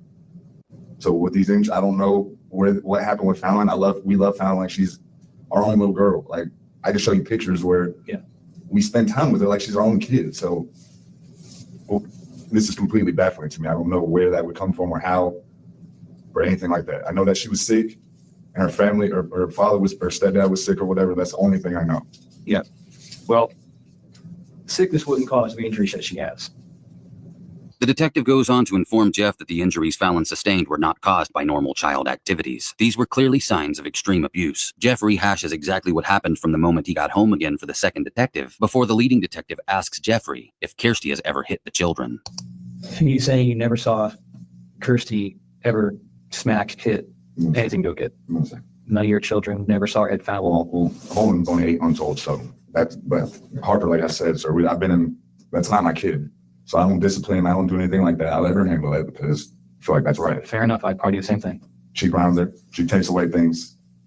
She may yell at her, she may curse at her, but I've never seen her lay her hands on her, not one time. Yeah. Not in almost 4 years I've known. And you weren't home when Fallon actually got there this morning, right? You were already at work. Yes, sir. All right. All right, man. I'm sorry. No, I'd like to be more help, man. That's just this little girl was okay. Yeah, me too, because nobody deserves this. I'm sorry. All right, we're gonna go confer, and we're gonna see what we can get you going here, all right? Yes, sir. I appreciate it.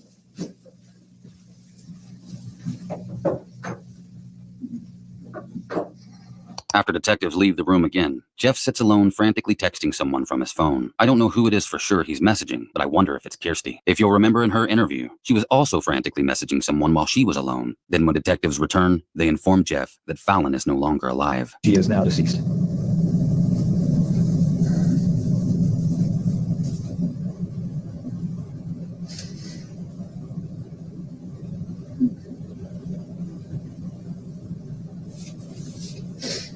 And I think now's the time.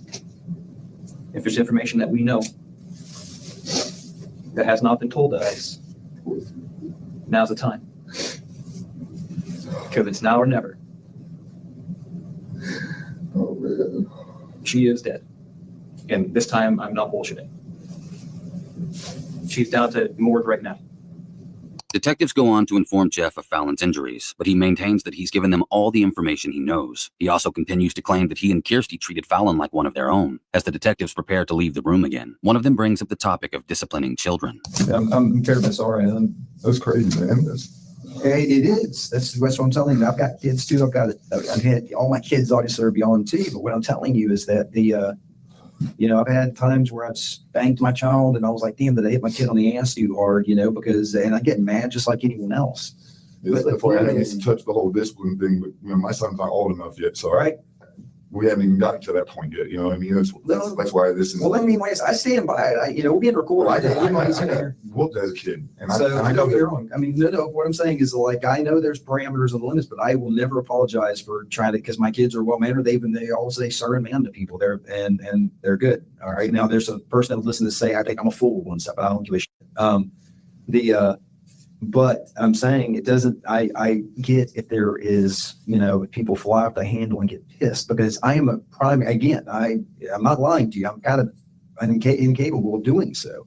My kids make me more pissed than anything I've ever seen. Now, I can honestly say I've never done anything, even if that means I go outside and see for a minute, but that's all I'm looking for. If there's something that makes more sense because of this, it's just more helpful if that's the case than to not come forward with it. Okay.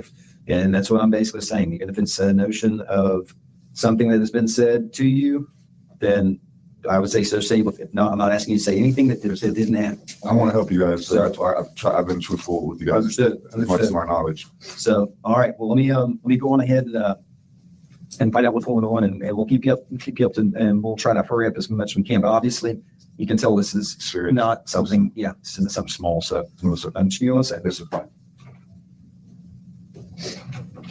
After detectives leave, Jeff speaks with someone on the phone and explains the situation. At one point, you can actually hear the moment where Kirsty begins to scream in the other room. This is the point in which things got heated in Kirsty's interview between her and the leading detective. Psychologist appointment tomorrow. You don't understand that? You don't understand that? No, you don't. So, Oh, aren't you lovely? I hate when she gets wild up like that. I mean, now she gets.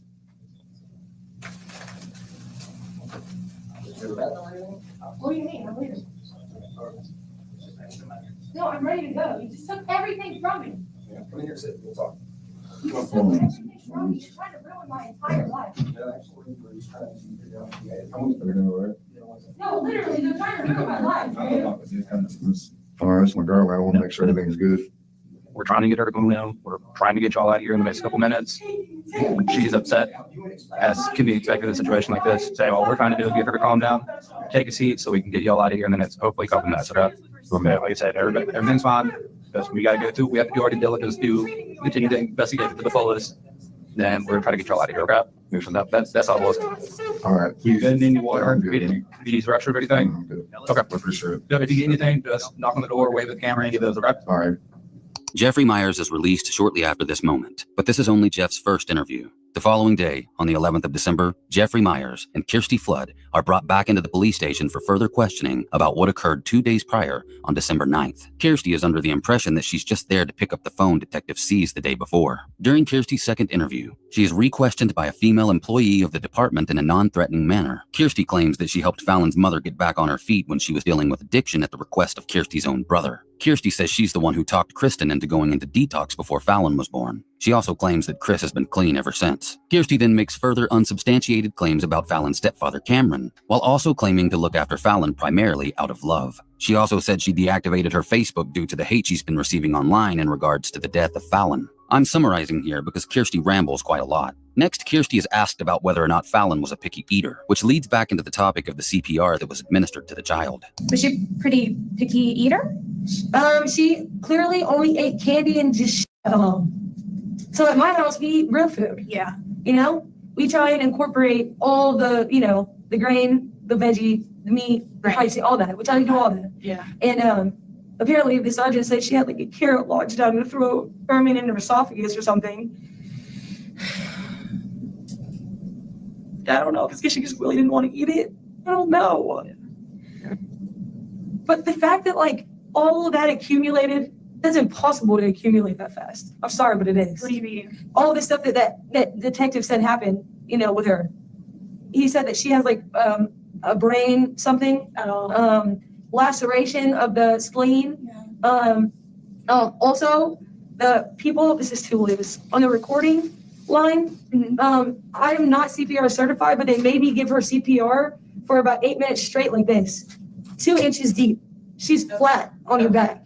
She's 2. Yeah. You don't do that with a 2-year-old. And I didn't think about that till later. Okay. You're supposed to flip them over and you're supposed to hit them around the back. There's a reason for it. It's too little right there. I think Kirsty's wrong about this. I'm no medical expert, but she seems to be describing what's known as back blows that you might give a choking infant. But Fallon was not an infant. Also, Fallon was unconscious. For kids older than 1 and younger than 8, mouth to mouth plus chest compressions are the right steps to take when a child is not visibly breathing and responsive. My understanding is that this is the technique used when the assumption is that the problem persists in the child's lungs or airways. The idea is to reoxygenate the blood to save the child. Kirsty Flood critiquing the 911 dispatcher on how to save a life is rich at best. There was internal whatever. No.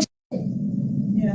You know what I mean? And my mom brought that up. My mom was like, you don't give CPR to a baby like that. You don't do that. You lift them up and you do behind the back like this. Okay. That's how you get it out of them. Okay. You don't do it like that. So whoever that professional was on the phone needs to know that.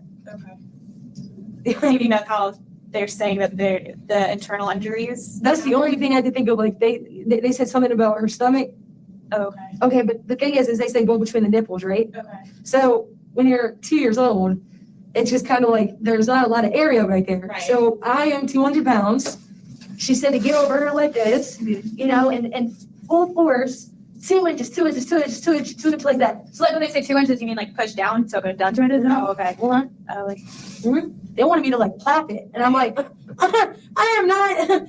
I mean, I didn't stop. Yeah. I wasn't going to stop. I was going to do whatever I had to do. Yeah. But I'm like, something is not right about this. And then when I would blow the air in her, I would hear this noise in her stomach. Oh, okay. And then I would do it again. And it'd be like it's like, I don't know what it was, fluid, what it was. And then she'd go,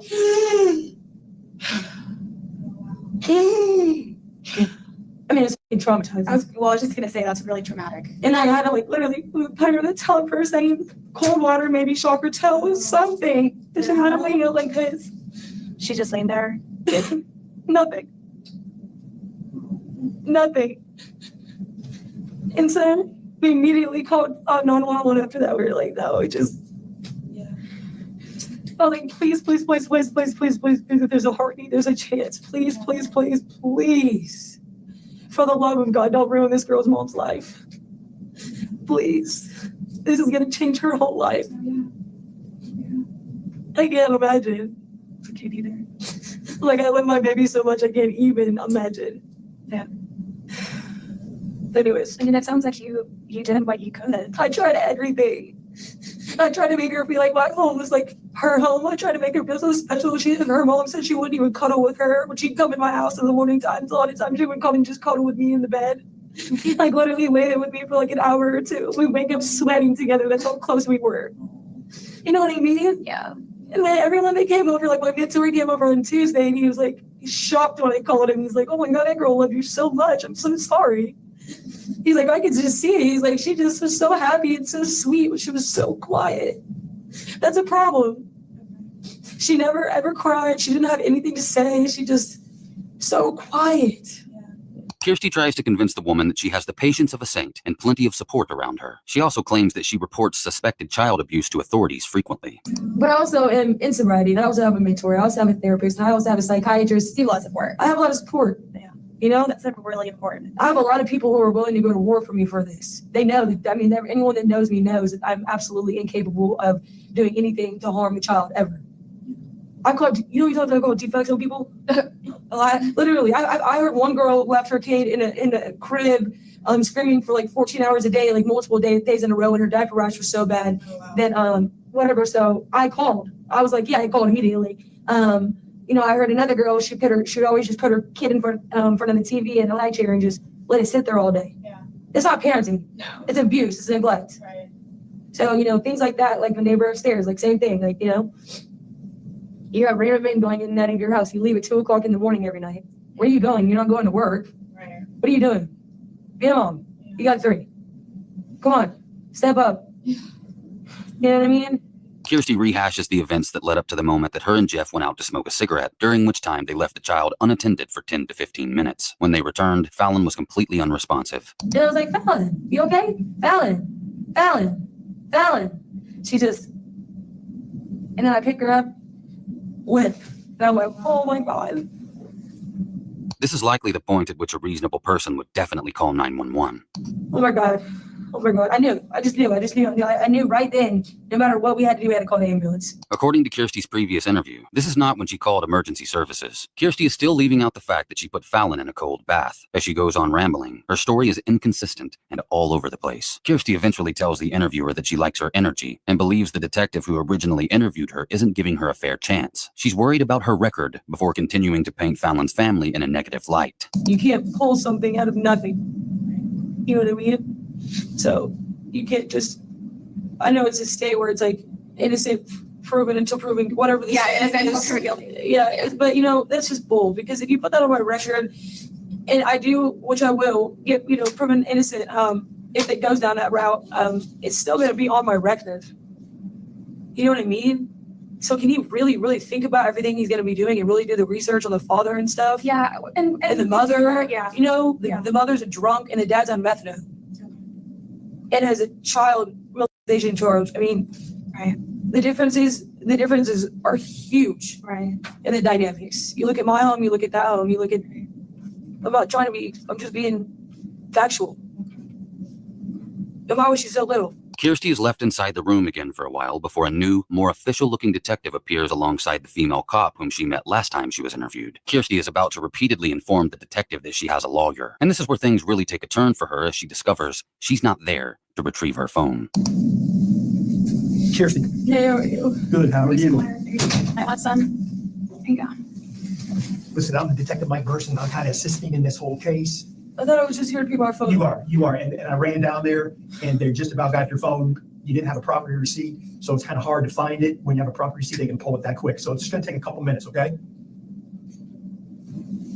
I'm so exhausted. I know. Mentally. You don't understand. My heart hurts so bad. Go ahead. I understand. I really do. And I want to make this as fast as I can, okay? All right? Yeah. Okay. All right. Listen, just if we're going to I have a talk lawyer. Do you need to talk to him? I'm not supposed to talk to anybody. So you're not going to talk to me? I mean, it just depends what we're going to talk about. I just spent a lot of money on a lawyer for a reason. Okay, so you have a lawyer. The lady made me feel like I was somebody I'm not, and I'm not going to be made to feel that way ever again. So my lawyer, that's why I got a lawyer, the way he treated me last night. Okay, so what you're telling me, you retained a lawyer, I correct? did. I'll give you his phone number. Okay, no, that's okay. Then I can't talk to you. Yeah, for sure. Okay, all right. I mean, that's. It was all the live footage and everything too. No, I saw the live footage, but no, if you have a lawyer. You saw it was great, right? Yeah, Thank you. but I can't talk to you anymore now since you got a lawyer. But I'm Okay? just saying, sir, please, take into consideration how much I love this baby. Believe me, from what I saw, I fully understand, Please, Kirsty, I my really baby. do. Okay, all right. Sit tight, we'll get you out of here, okay? All right. All right, Kirsty, just swing over here this way. Just move your legs out this way, Why? because I gotta put this on you. Okay? Why? Because. I have not, no. You're not about to jam me up right now without, no. I never gave you any information about my lawyer. So you can't detain me. Yeah, we can. You're under arrest. For what? You're under arrest. For what? For what? For what? Bring it in. Show you the next week. Under arrest. You're under arrest. For what? I'll show you the ones in once we get you secured. I need my phone and my lawyer. Right now. You'll have that opportunity. Right now. That's why I came here, was for my phone. They did- Y'all actually just entrapped me, is what you just did. It's actually not called a trap. That is entrapment, because Officer Myers just said I would not be getting locked up the minute I walk in here to get my phone. That's entrapment. I know my laws. Well, you obviously don't. That's entrapment. He literally just said he would not be locking me up. That's what he just said. That's not the And my children are at home. No, they're not. No, they're not. Yes, they are. No, they're with defects with your mom. They're not with you. Excuse me, you're not about to pull my leg like that. You need to chill. Okay? Where is Jeff? In my car and everything else that I own is outside. Still outside. Where's he? Jeff's in the lobby. Does he know that you're arresting me? Not yet. He'll know here in a minute. That's why you slept. Oh, get it now. Okay. When Kirsty's phone was searched by authorities, they found something chilling in her search history. At around 10 a.m. on December 9th of 2020, the day Fallon sustained her fatal injuries, Kirsty Flood had searched the following phrases. What type of people enjoy abusing other people's children? And what does it mean to have a sudden urge to beat a child that's not yours? This was just hours before Kirsty asked if Fallon could stay at her house. Evidence gathered from the camera feed in Kirsty's home also painted a better picture of how Fallon sustained her injuries. Kirsty Flood was later indicted on the following charges: murder, cruelty to children in the first degree, cruelty to children in the second degree, felony murder, murder in the second degree, tampering with evidence, and finally, shocking everyone, aggravated sexual battery. Yes, Fallon was alleged by grand jurors to have been violated by Kirsty Flood. That's how sick this monster was. This was how much of a liar she was in her interrogation. And on top of everything, she abused Fallon in front of her own 3-year-old daughter, Harper. According to Chris on the Justice for Fallon Facebook page, Kirsty Flood had also been abusing her own children too. She alleges that authorities went back through weeks of Kirsty's nanny cam footage and found other instances of abuse and neglect. She even claims that Kirsty's young son was left in a walker for as long as 8 hours at a time. Jeffrey Myers was also later arrested and indicted on the following charges: false statements, tampering with evidence, cruelty to children in the second degree, and murder in the second degree. He knew what Kirsty was doing, and he didn't stop it.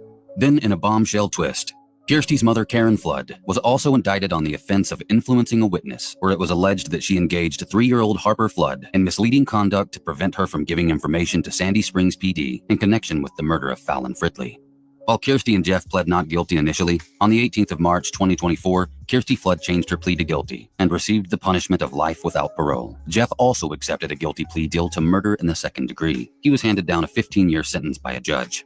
His and Kirsty's pleas made it so that Chris would not have to suffer a lengthy trial in court. I guess at the very least, justice has been served to Kirsty. But believe it or not, the battle wasn't over. DFCS placed Harper Flood in the care of her nearest relative, and that relative was Karen Flood. Harper's paternal side of the family say Kirsty used to call them from jail frequently and protest her innocence, but when they started to realize she was guilty, they stopped taking her calls. According to them, this is when Harper's biological father, Avery, was cut off from contacting Harper. Kristen Fridley loved Harper Flood and began to promote a campaign run by Harper's biological family called #BringHarperHome. It was aimed at paying for legal bills associated with taking Kirsty's family to court in order to get custody of Harper, who they say, at the time, hadn't even received adequate counseling after witnessing her own mother beat her 2-year-old best friend to death. The GoFundMe raised over $16,000. In May of 2021, Avery was finally awarded custody of Harper Flood. The last update to the campaign shows countless photos of Harper looking happier than ever with her father, siblings, and paternal side of the family. I have no further updates on Harper's status, but I certainly hope she's doing well and continues to smile. Kristen Fridley continues to post on the Facebook page, where she has since welcomed a son named Asher into the world on December 18th of 2021. She's also looking forward to welcoming a baby girl into the world this year. That baby girl's due date is December 9th, 2024, the day Fallon was attacked. I have little doubt that Fallon's siblings and Harper Flood will ever forget the angel that was Fallon Lynn Fridley.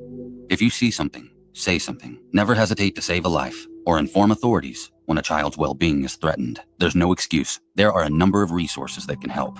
Here's a list of numbers you may need right now. I'm Mr. Black, and this is The Disturbing Truth.